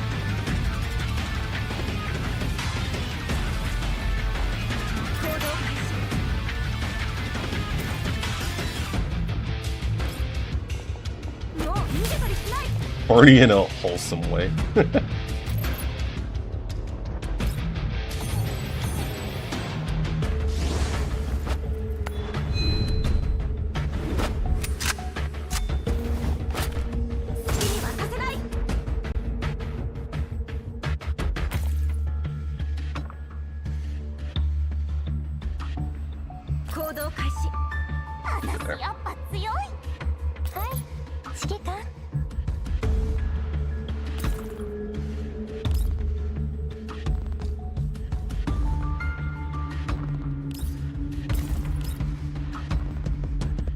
I need to actually get some distance.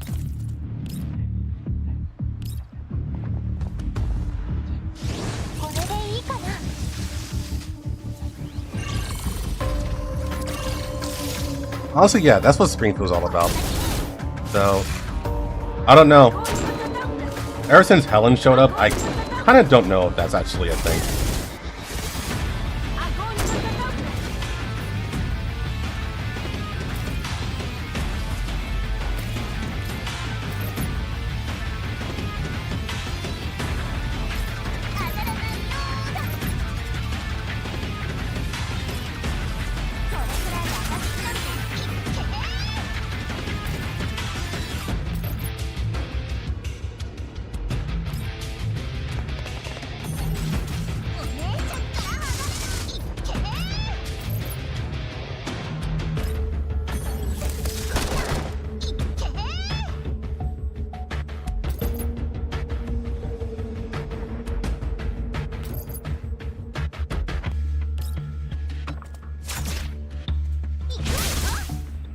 There we go.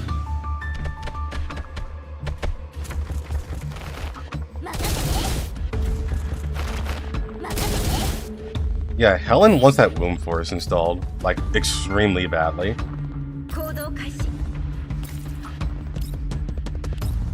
Like, it's not even, like... She's not even hiding it. Not even a little bit.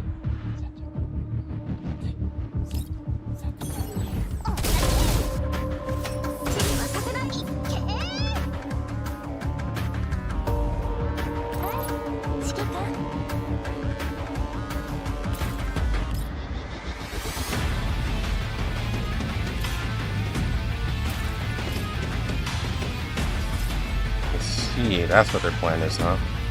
Alright. So these things can't move, or rather they're not going to move.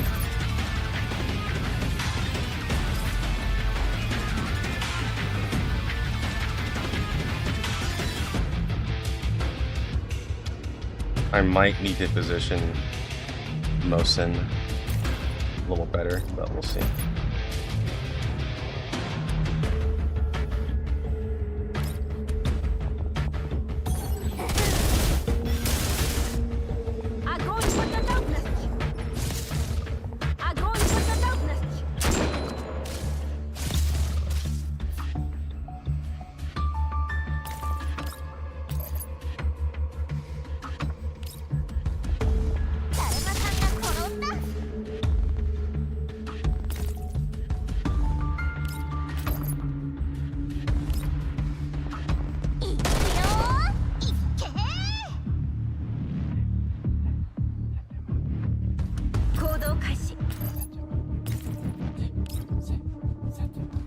I think since Racy is so normal, that actually works out for her. Because she just straight up, like, just do whatever. Like, if the commander told her to jump off a bridge, she would gladly do it.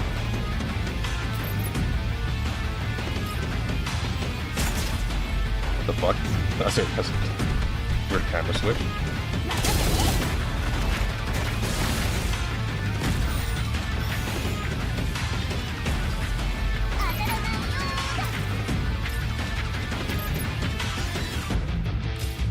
That's his turn. Sure.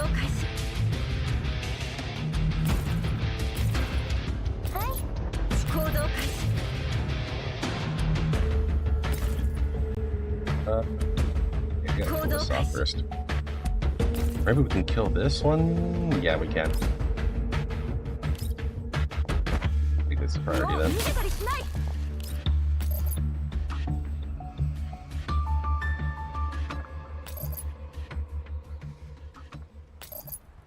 Get rid of some armor first. First ability.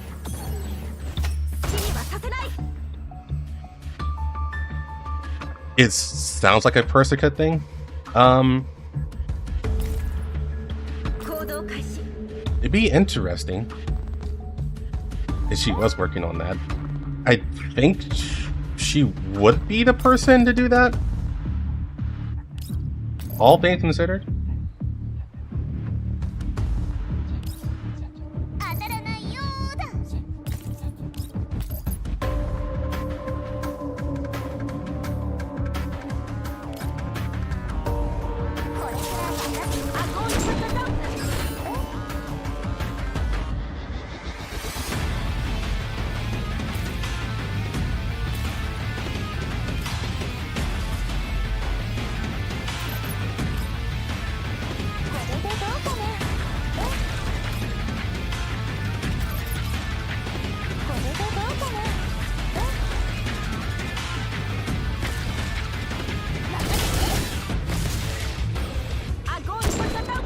Nice. Okay.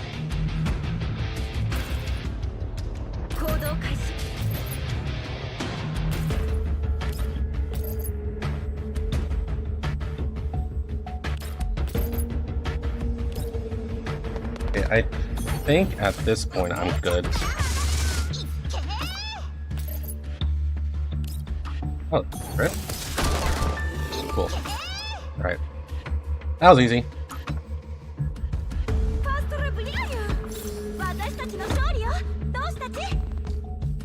She's been working on an in secret.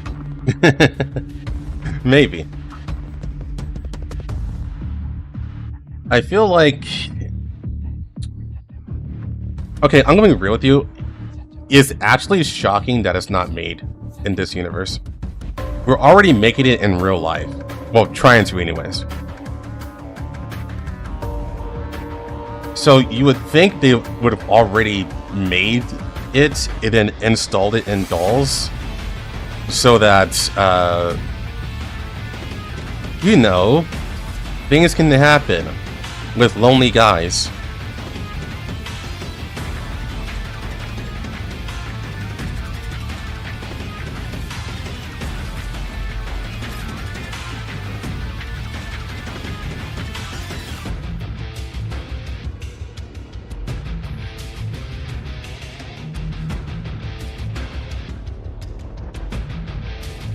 Yeah, assuming that the Nidos didn't have their wounds removed, they should actually still be functioning.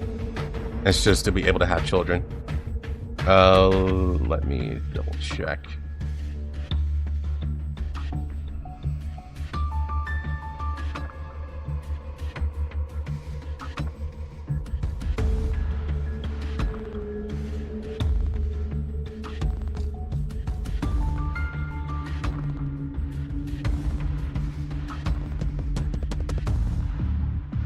What stage is that? With the Easter egg?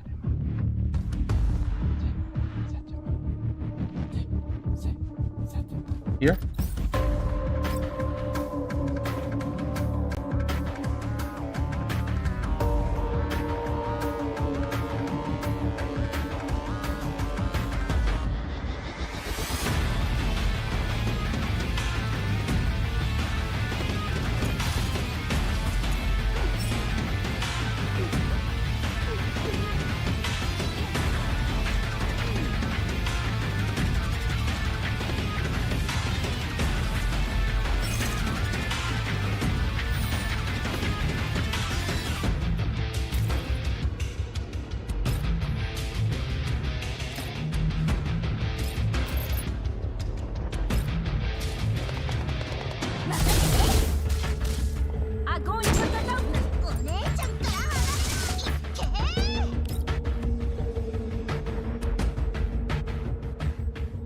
Oh, pepperonis.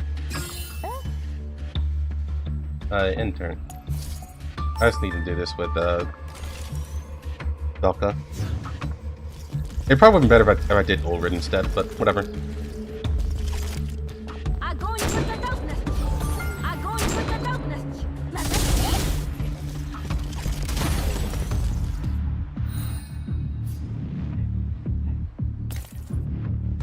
Personally, I am waiting for the Affinity story with most of Nagan.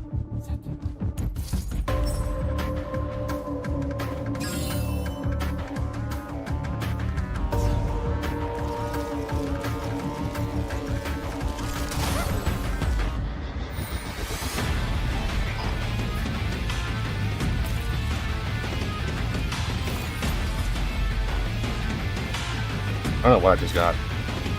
Is that a Curio? I think it was a Curio.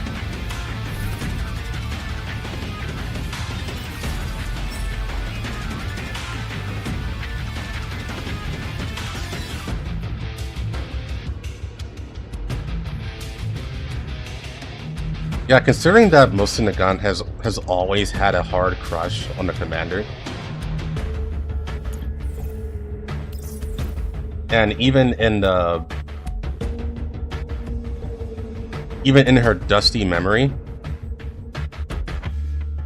it showed her literally crying over seeing the commander again. Yeah, the Affinity story sounds like it'd be awesome.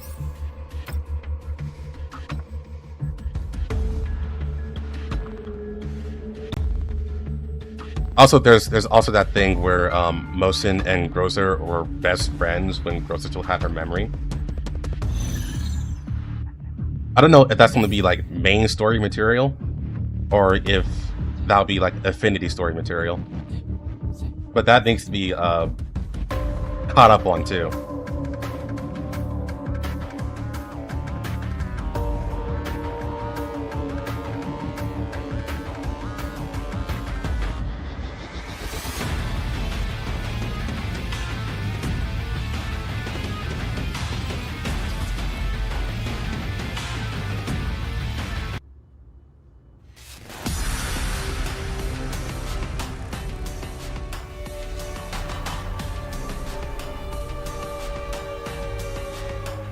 Most will be very sad. Well, we need a dose of depression.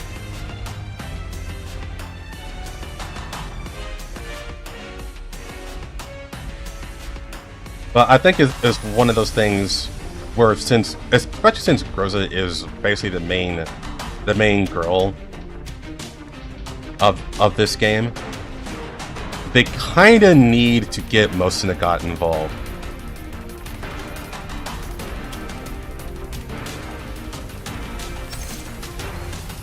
The best she's gotten so far is basically just a cameo appearance in Nikita's story.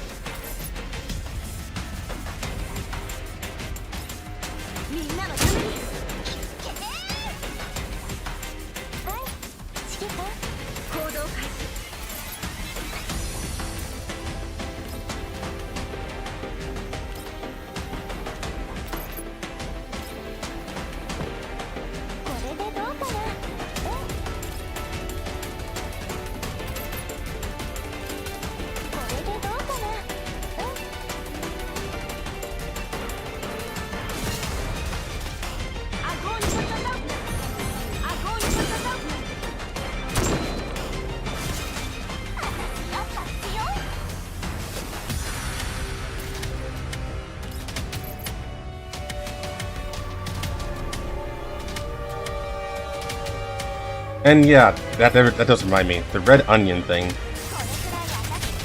I don't even know if that's still a thing. Going by Groza's Affinity story is still hinted at.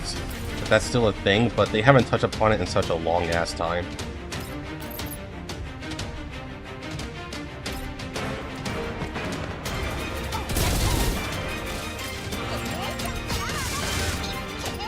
that I would say is actually a little annoying that it's not touched upon.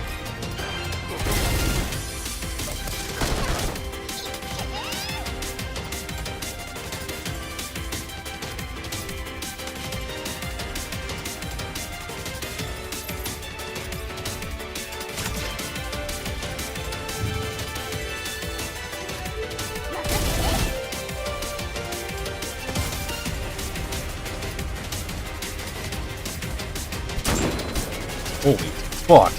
That's some long ass range.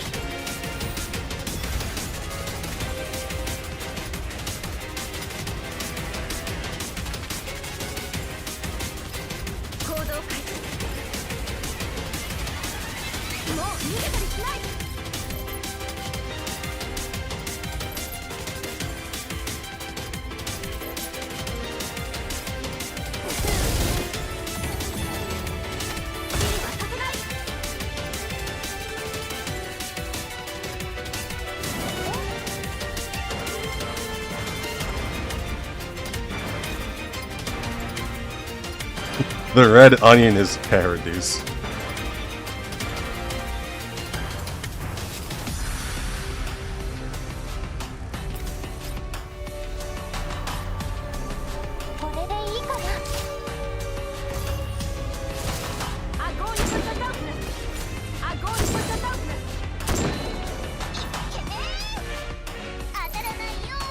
I still need to do... Oh, within 6 turns. Okay, so we got a little bit of cushion.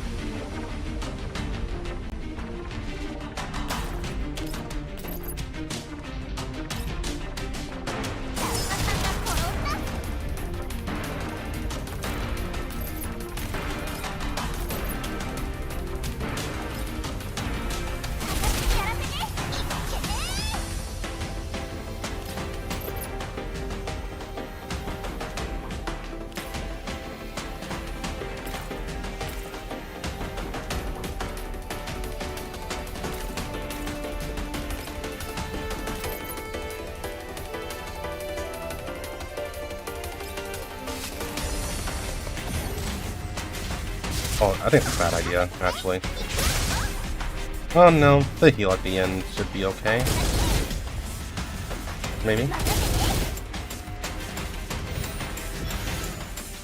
Yeah, it's fine, it's fine. Red Onion was due to her losing memory from a bad thing that happened 2 months since we saw it. The Red Onion is a program virus. As to how exactly she was affected by it, we're not entirely sure. That's part of the mystery. But it does deal with the mission she had from State Sec.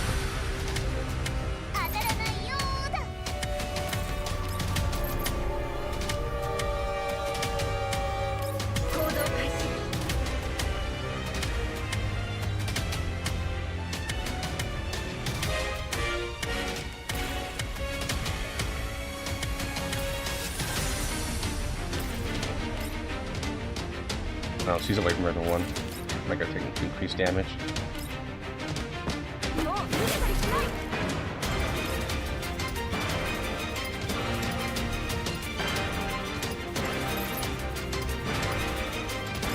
Oh, you talking about the trailer?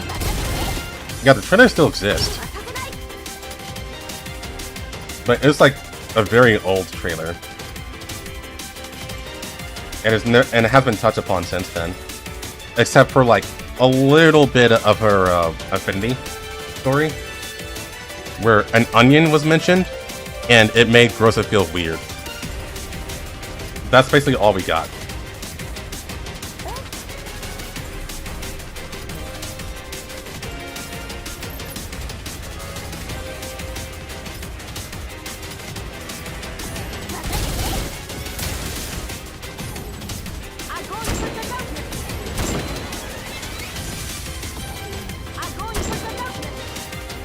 Unfortunate.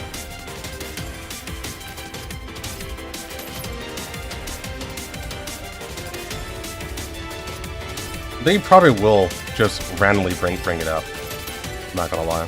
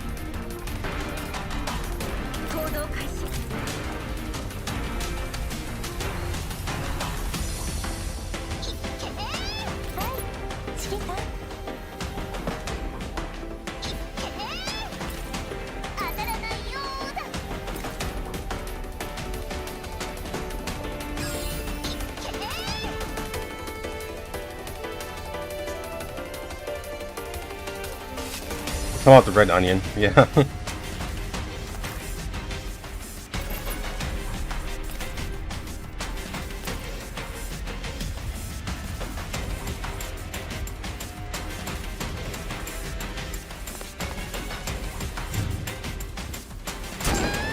Ugh, fuck. Hold on. Yeah, we can. I have rewinds. We can at least try and keep her alive. Damn, she got blown the fuck up.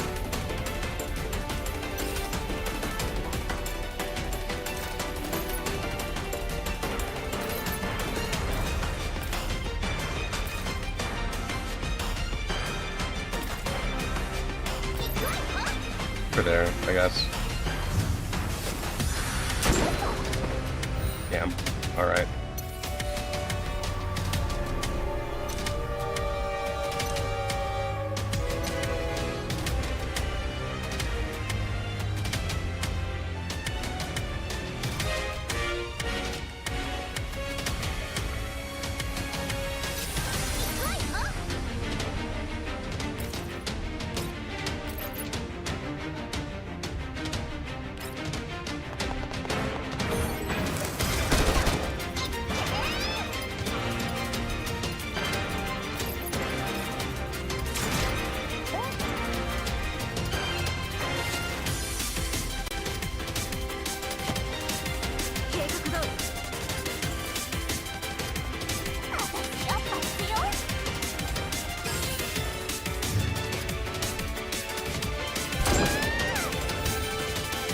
Okay.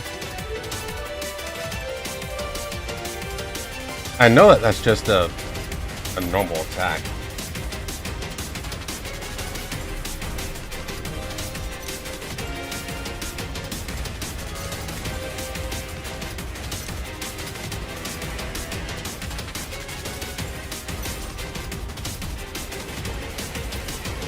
Oh, this should be for save.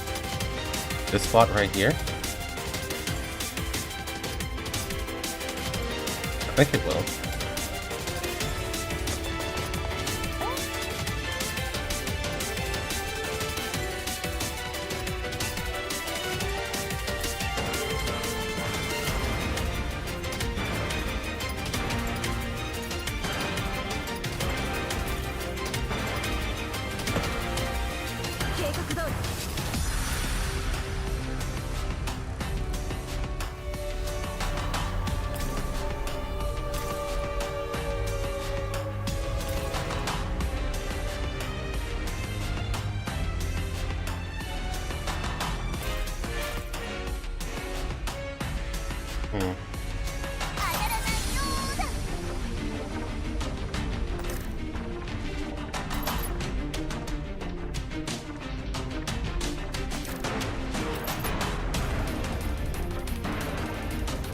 That's why they can move forward.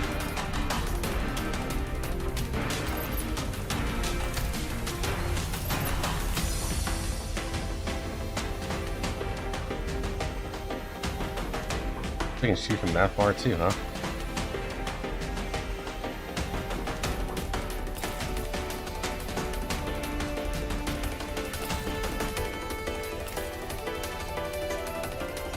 I'm gonna have to move forward. I got no choice.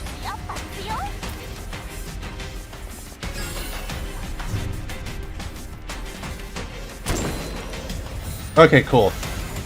He shot the one person that would live. That's fantastic.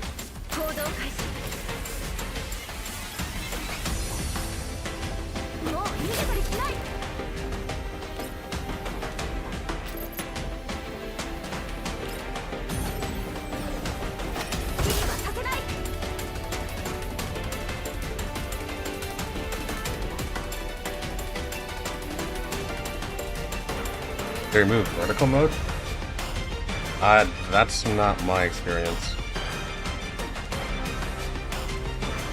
Unless they literally just did it like 2 days ago.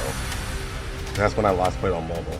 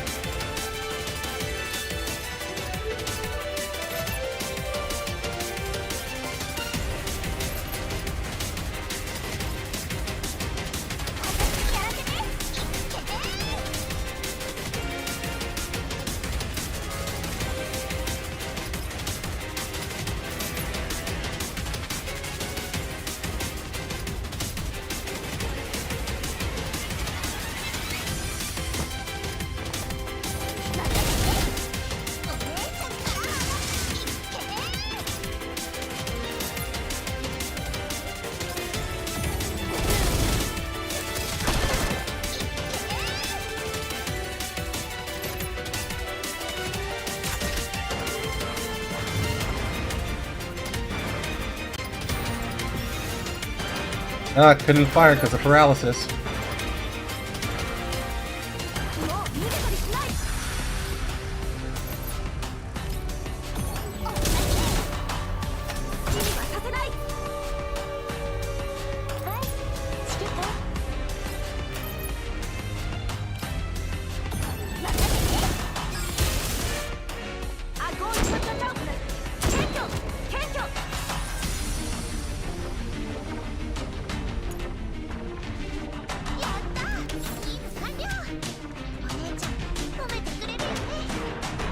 I wonder how long most of the gun's gonna work for this.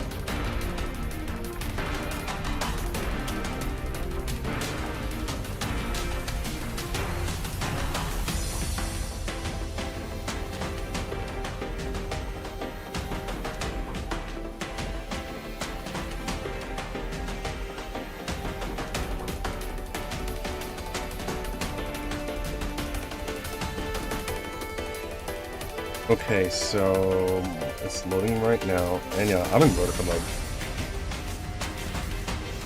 So there is an option that defaults to horizontal mode that you're probably on.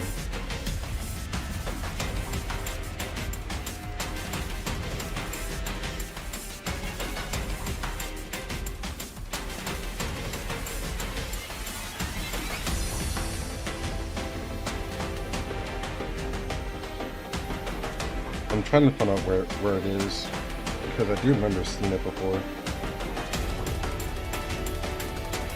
Where it'll default to horizontal mode if you set it on.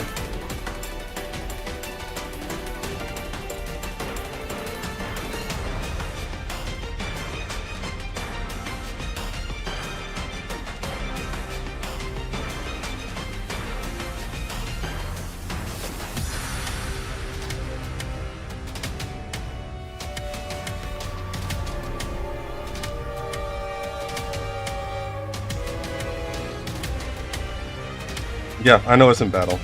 It doesn't go horizontal on the menus at all.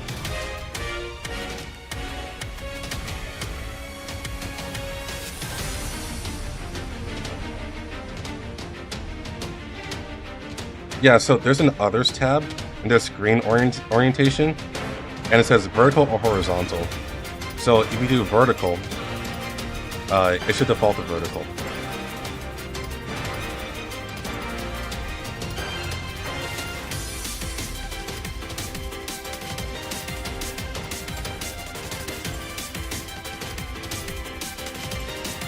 So that's in the menus.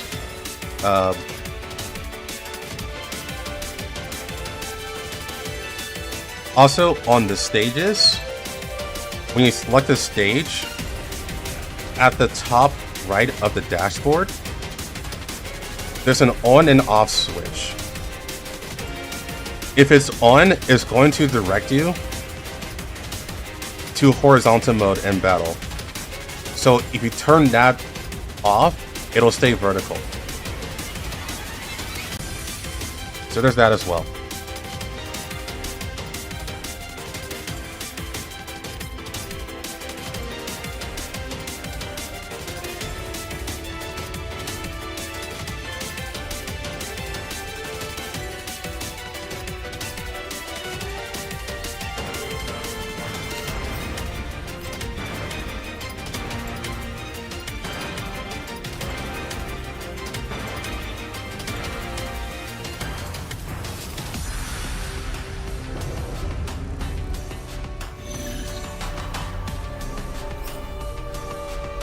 One within 6 turns, eliminate 3 enemies in the first 2 turns.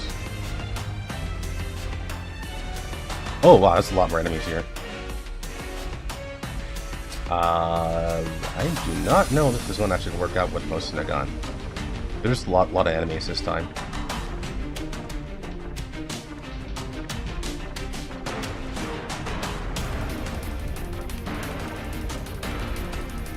Annie is very close. For sure.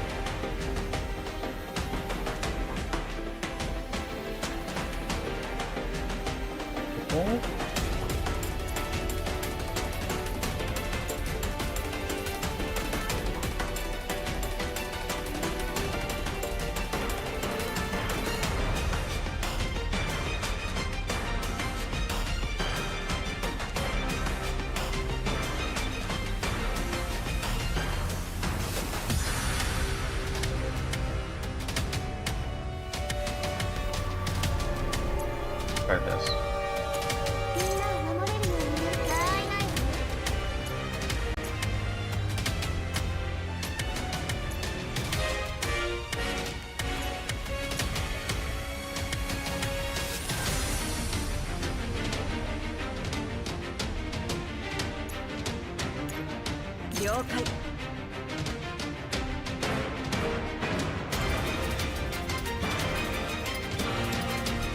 The recent story events for Nikkei.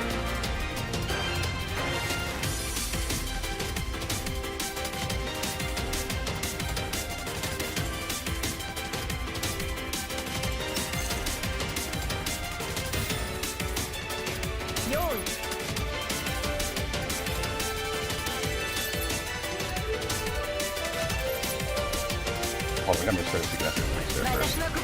Oh, hell yeah, she can. Yeah, Nikkei. The most recent one, the side story that just came out, I think that's really good. Things have been a little hit and miss, but I think overall it's been pretty strong so far.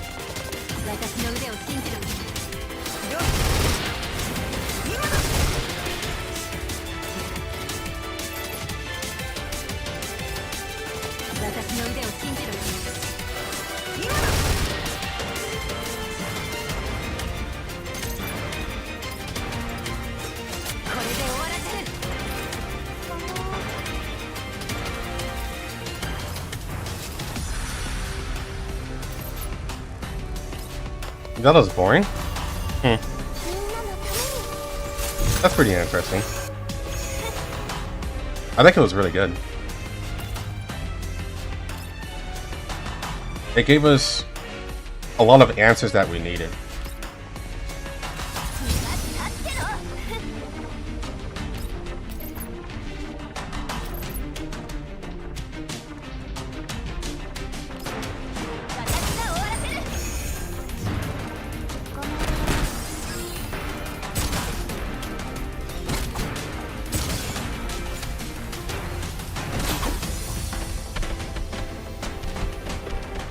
Oh right, she's not getting stealth because she's getting hit at the end of turn.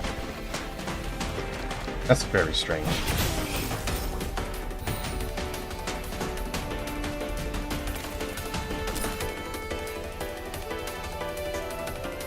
Being overly dickish, that's kind of his thing.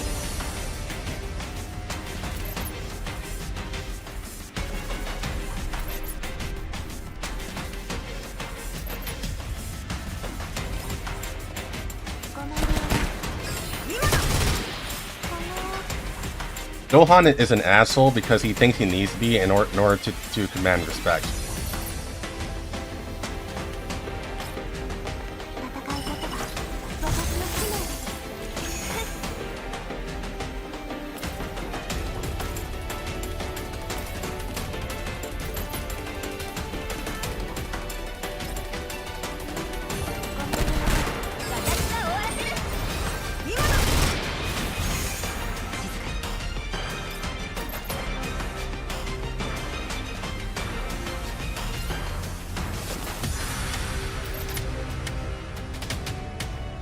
Kill. Okay. Okay.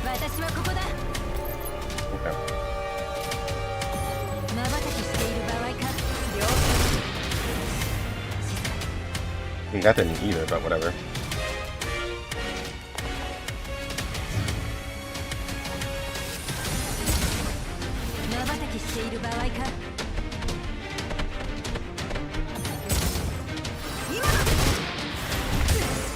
Oh, PJ died.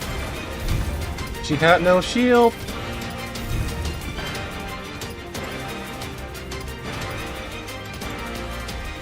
In that case, I should probably aim for...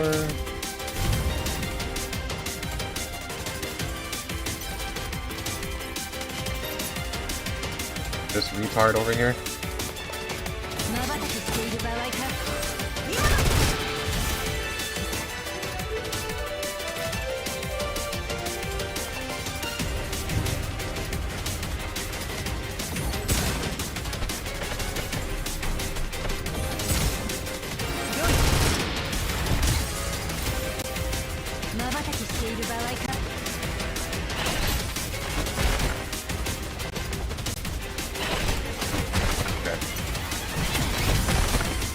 I need to back up.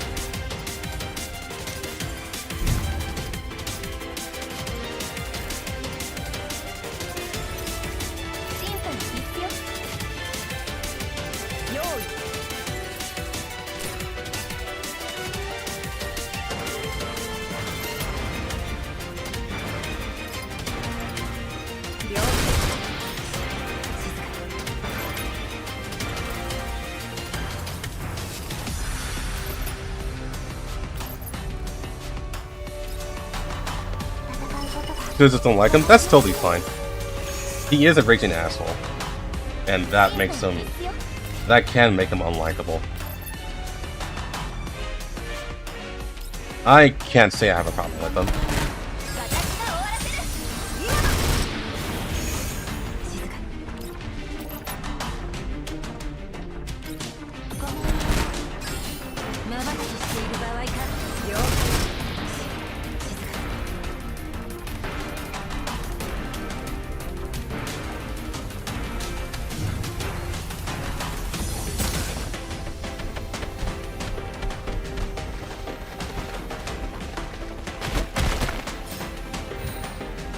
It's... yeah, Delta's really hot, but unfortunately she's bait.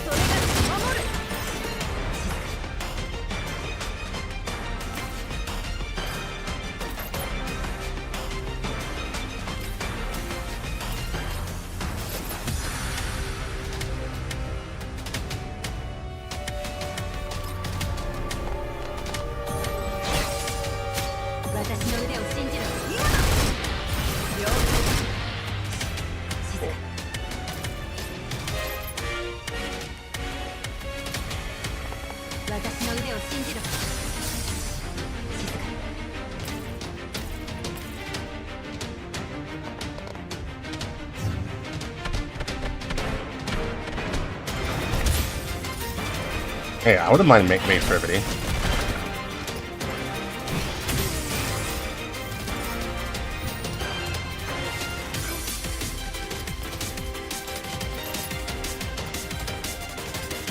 That's actually kind of scary.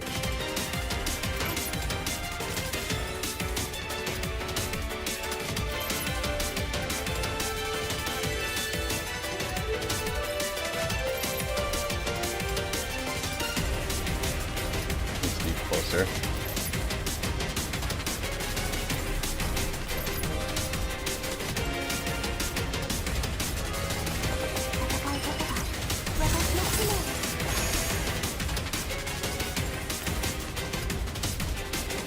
The FF Tactics music? This isn't FF Tactics.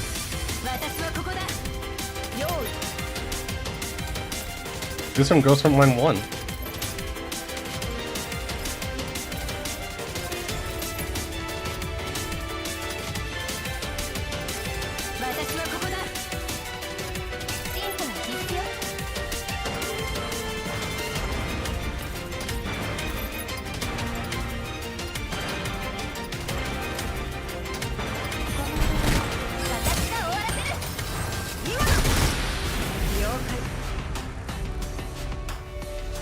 Fuck, I messed up again.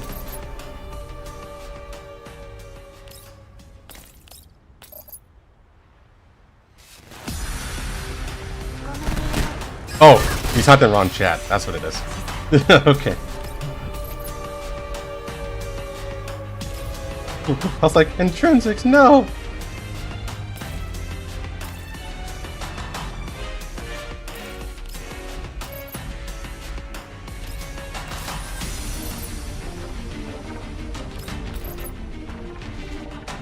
Yeah, it wasn't going to be put in a body bag if we... That's better.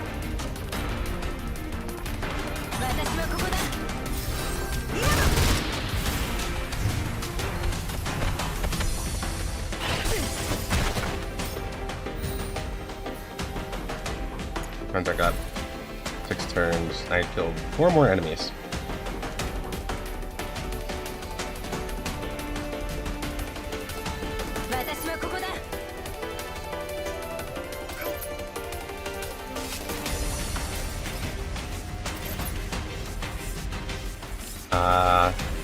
Swomi dies no matter what.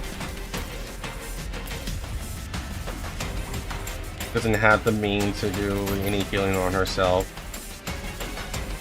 This is why we use Springfield instead. I also think Tololo would be better for this map, but I think I can still do this.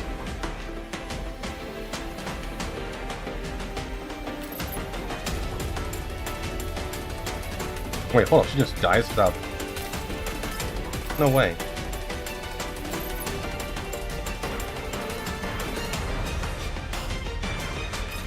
Check that. Oh! This fuckhead. Okay.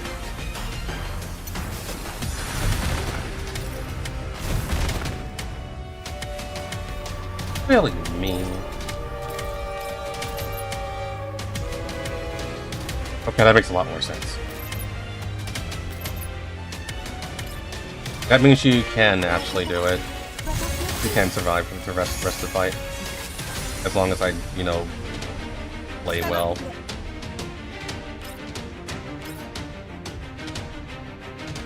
Getting pretty far though.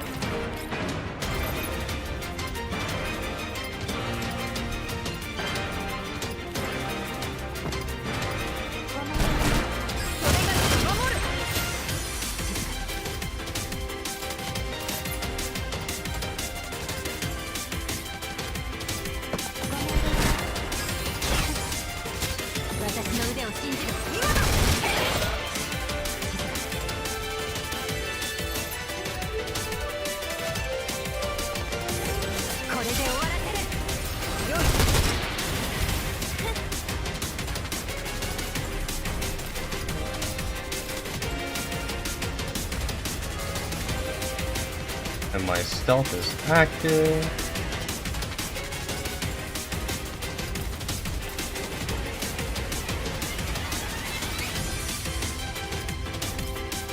I think I need to give him a target, just so my guy doesn't waste any shots.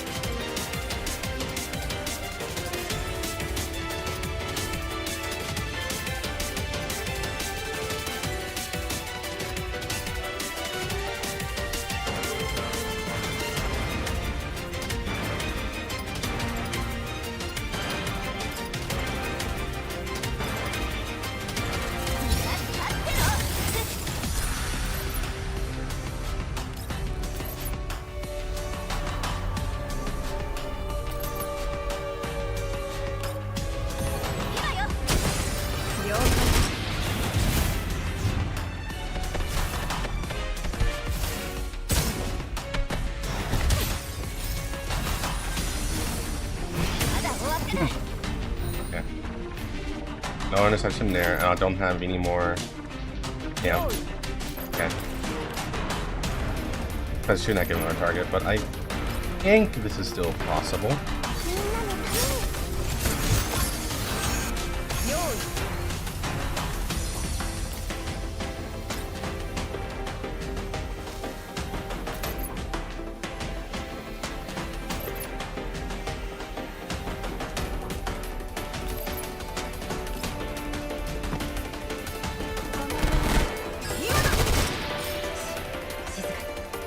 I prefer someone else besides Mordo.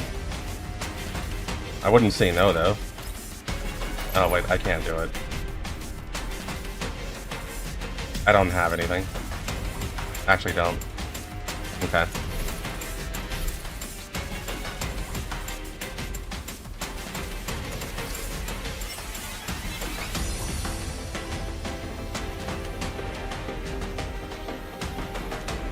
Like, give me an M4 body pillow, an M82-1 body pillow, a Machlium body pillow, a Florence body pillow.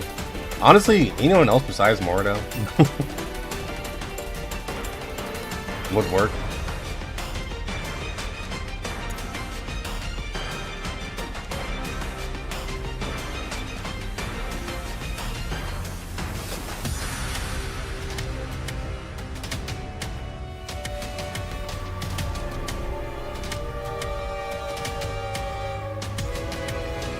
She looks like... Yeah, but she's not.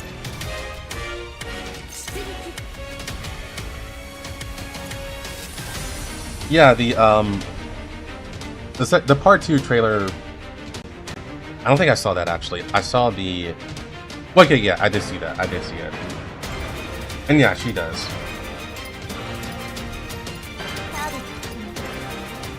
She looks cute, for sure.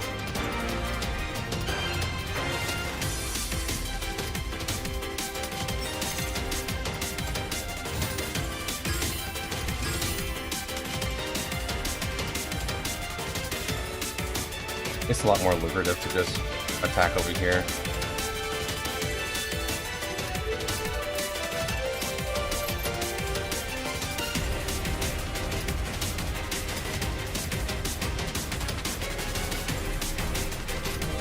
And actually,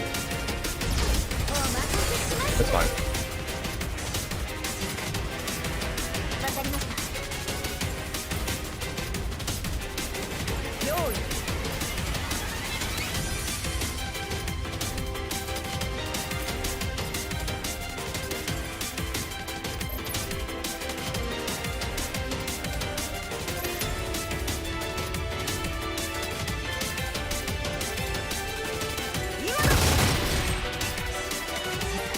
Yeah, of course she is.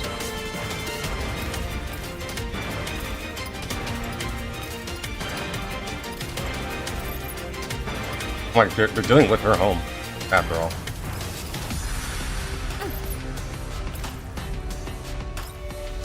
Not that they went anywhere.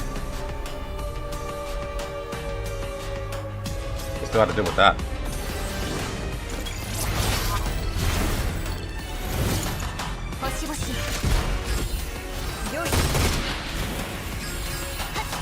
Plus, Fate, you said is related to Lambertia. So it would be kind of a disappointment if the dog community was not involved.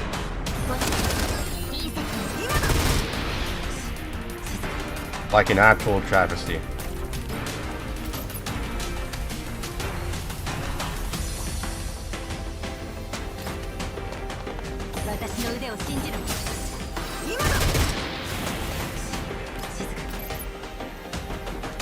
I would love a body pillow of Lunacia.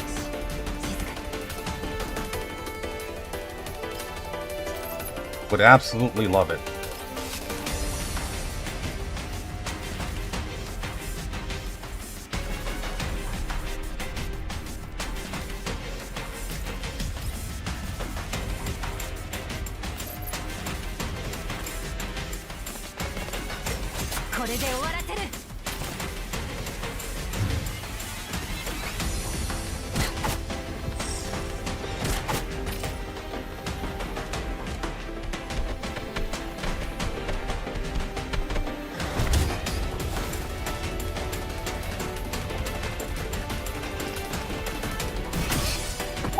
Okay, did not expect that hard hit.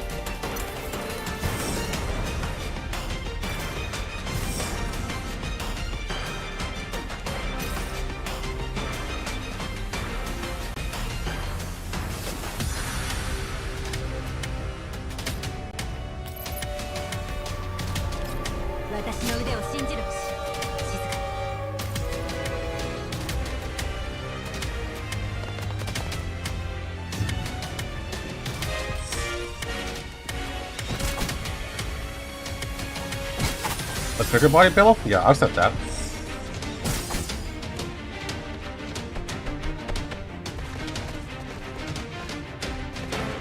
Okay, these guys did so little damage that Ford didn't get her camo. I was actually expecting that to pop up.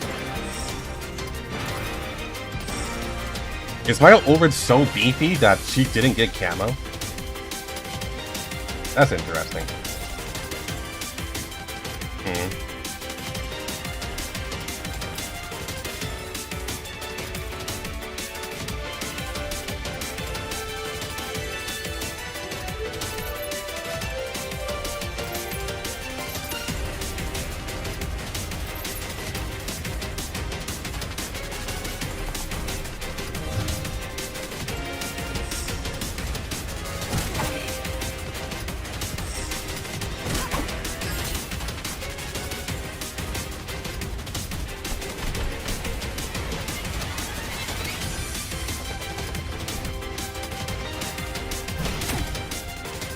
Finally.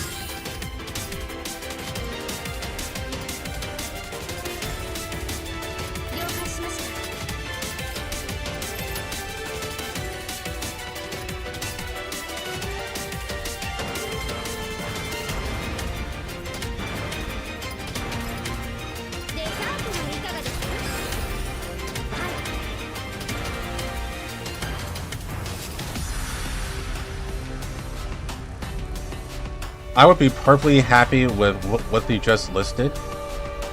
And yeah, I would love a sugar body pillow.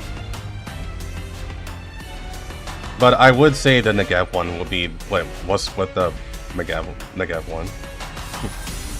What is it? Ultra horny?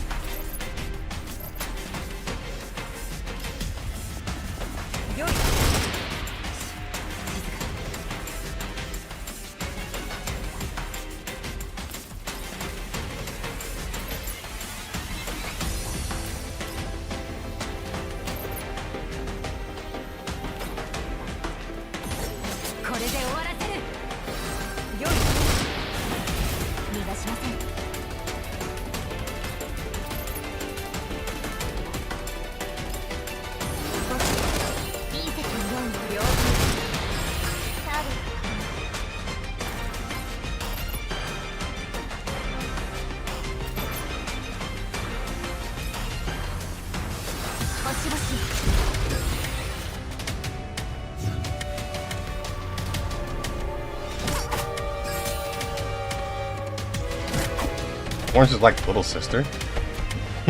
That's the first I heard of that, actually.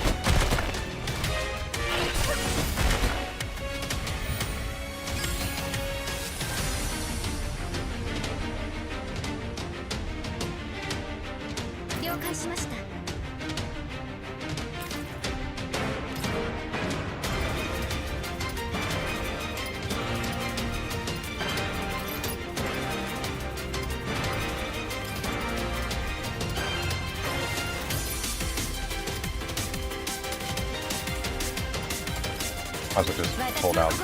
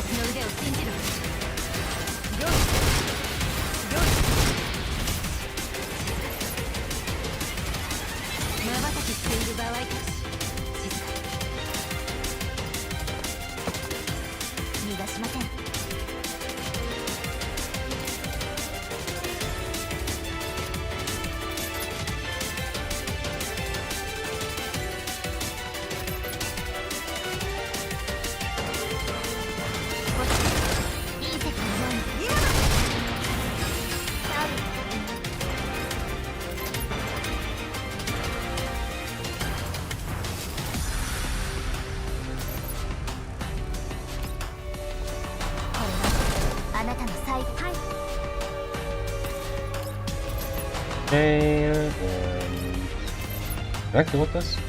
No. I must have just go for the heal.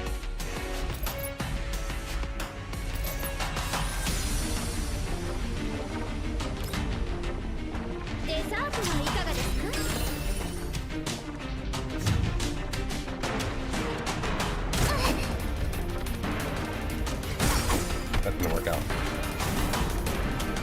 Okay.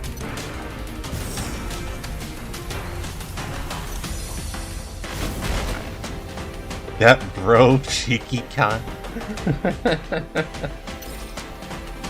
I mean, wild. Yeah, these things are just hit too hard. They're glass cannons. I gotta get rid of them.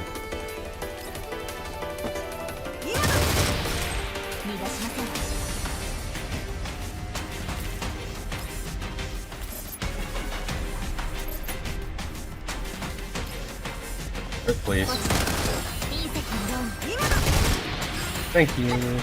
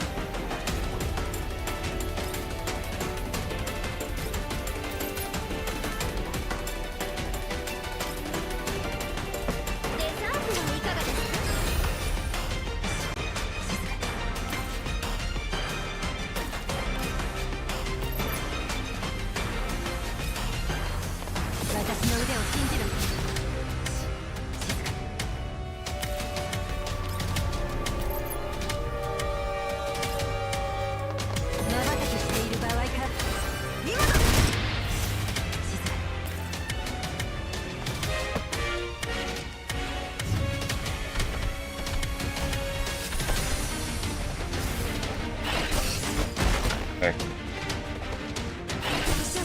Okay. Ooh, that was close.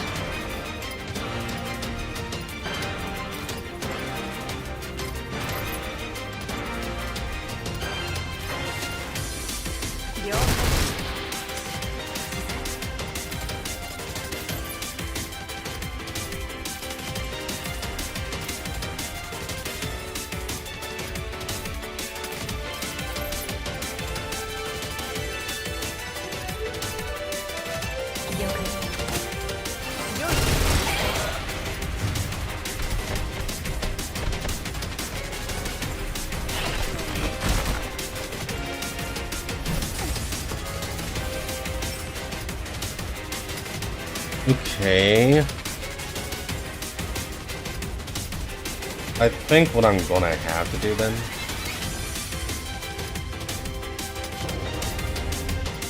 We'll get one more try because I'm actually kind of late now. But when it comes to chunky content, I just get addicted really fast. But I want to do one more try because I want to try out one thing that I've been wondering about.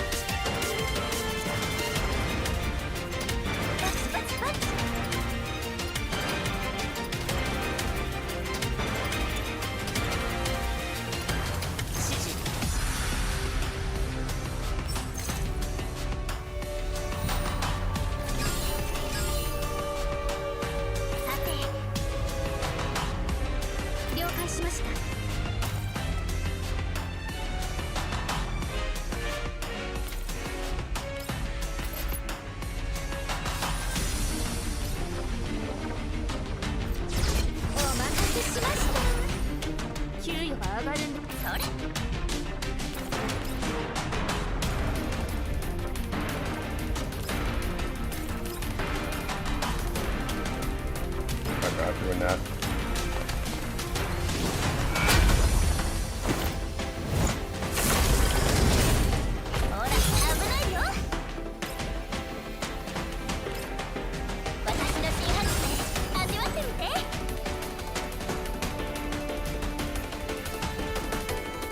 Oh wait, no, I don't want to do that because she's still affected by the debuff. Single target damage only.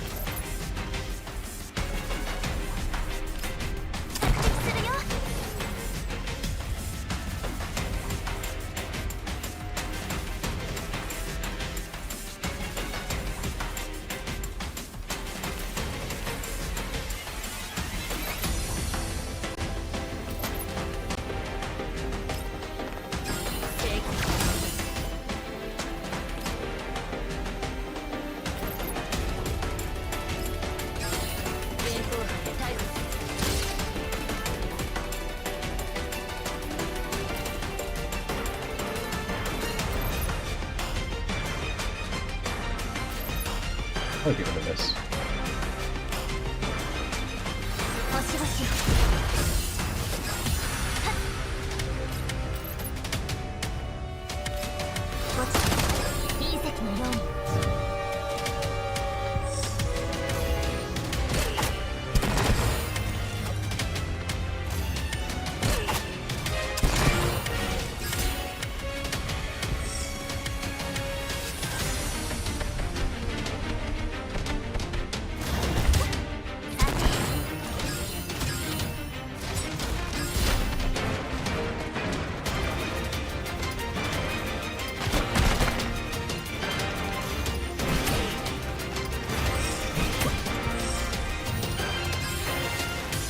And I love how strong Sabrina is.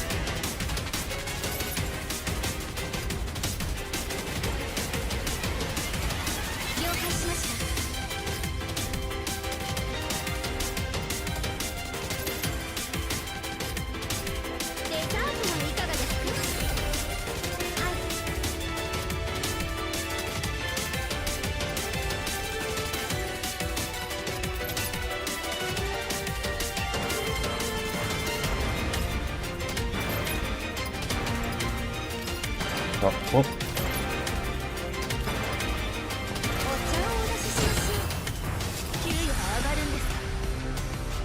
Yeah, I'm trying to move as fast as possible because I'm out of time, actually. But I'm being stubborn as shit.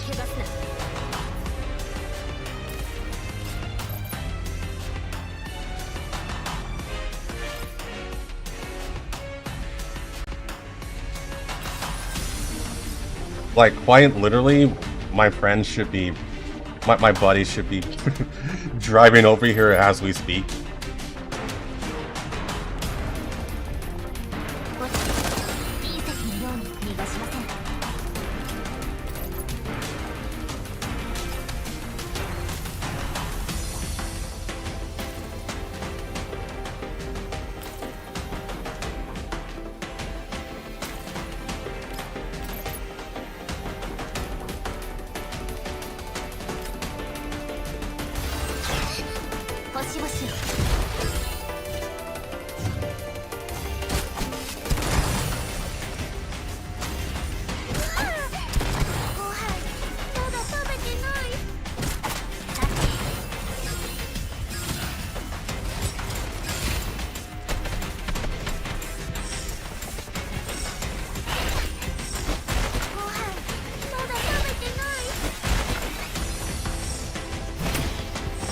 Damn.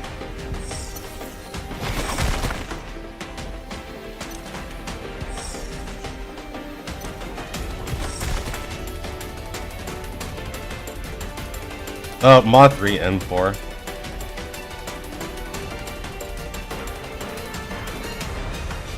And images for you? Hold on. Let me see.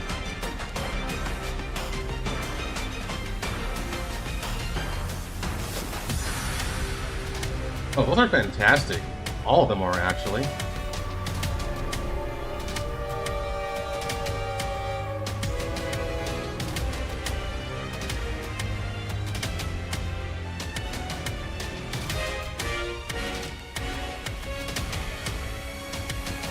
I think the one I'd be happiest with is either... Let me check them all.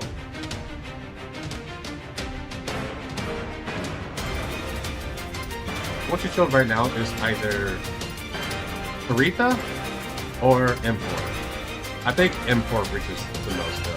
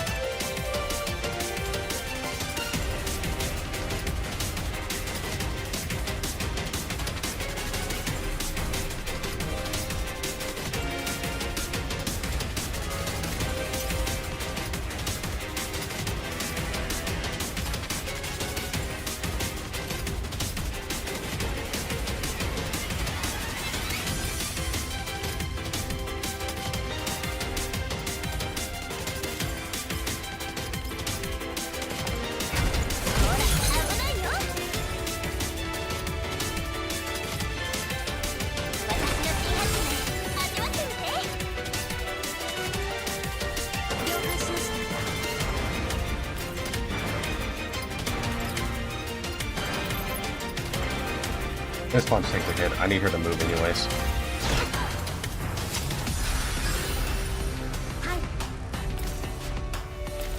So just know her around it. She just needs to move.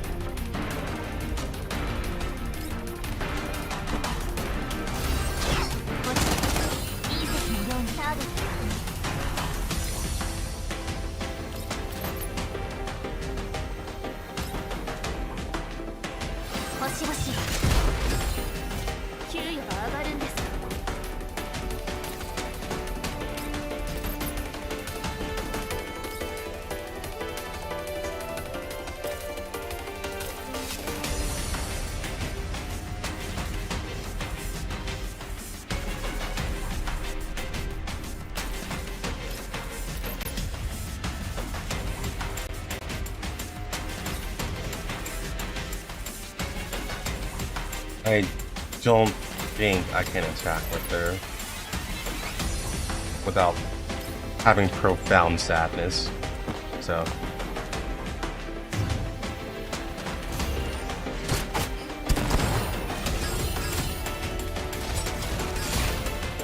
still kill. Nice.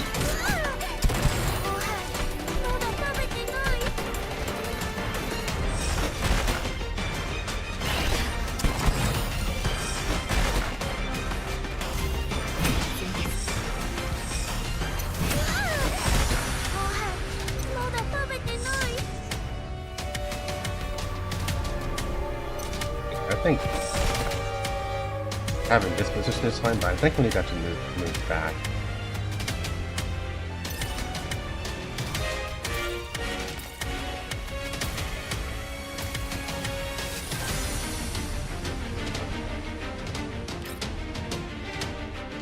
That might be the play, actually. Just move back.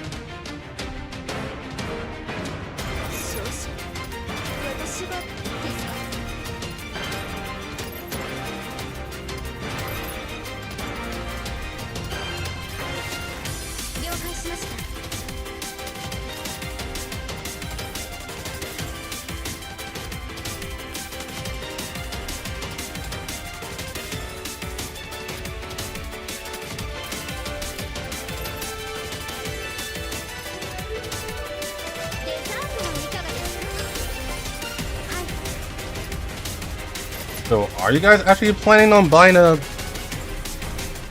Dakimura?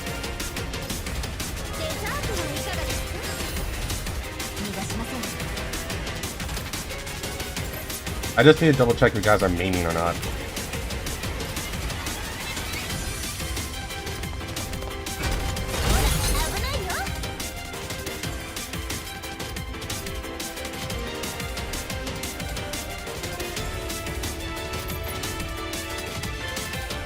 Doing so much damage. What the hell?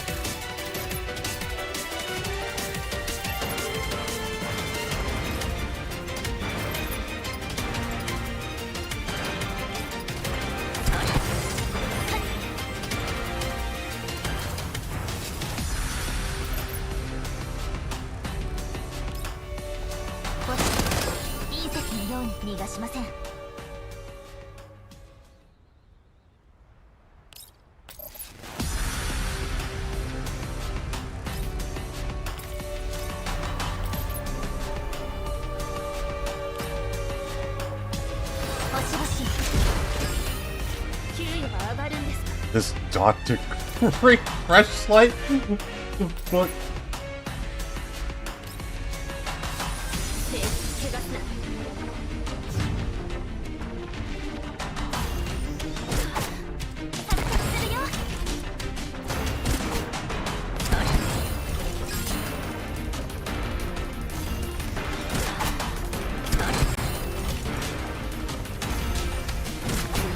Wow.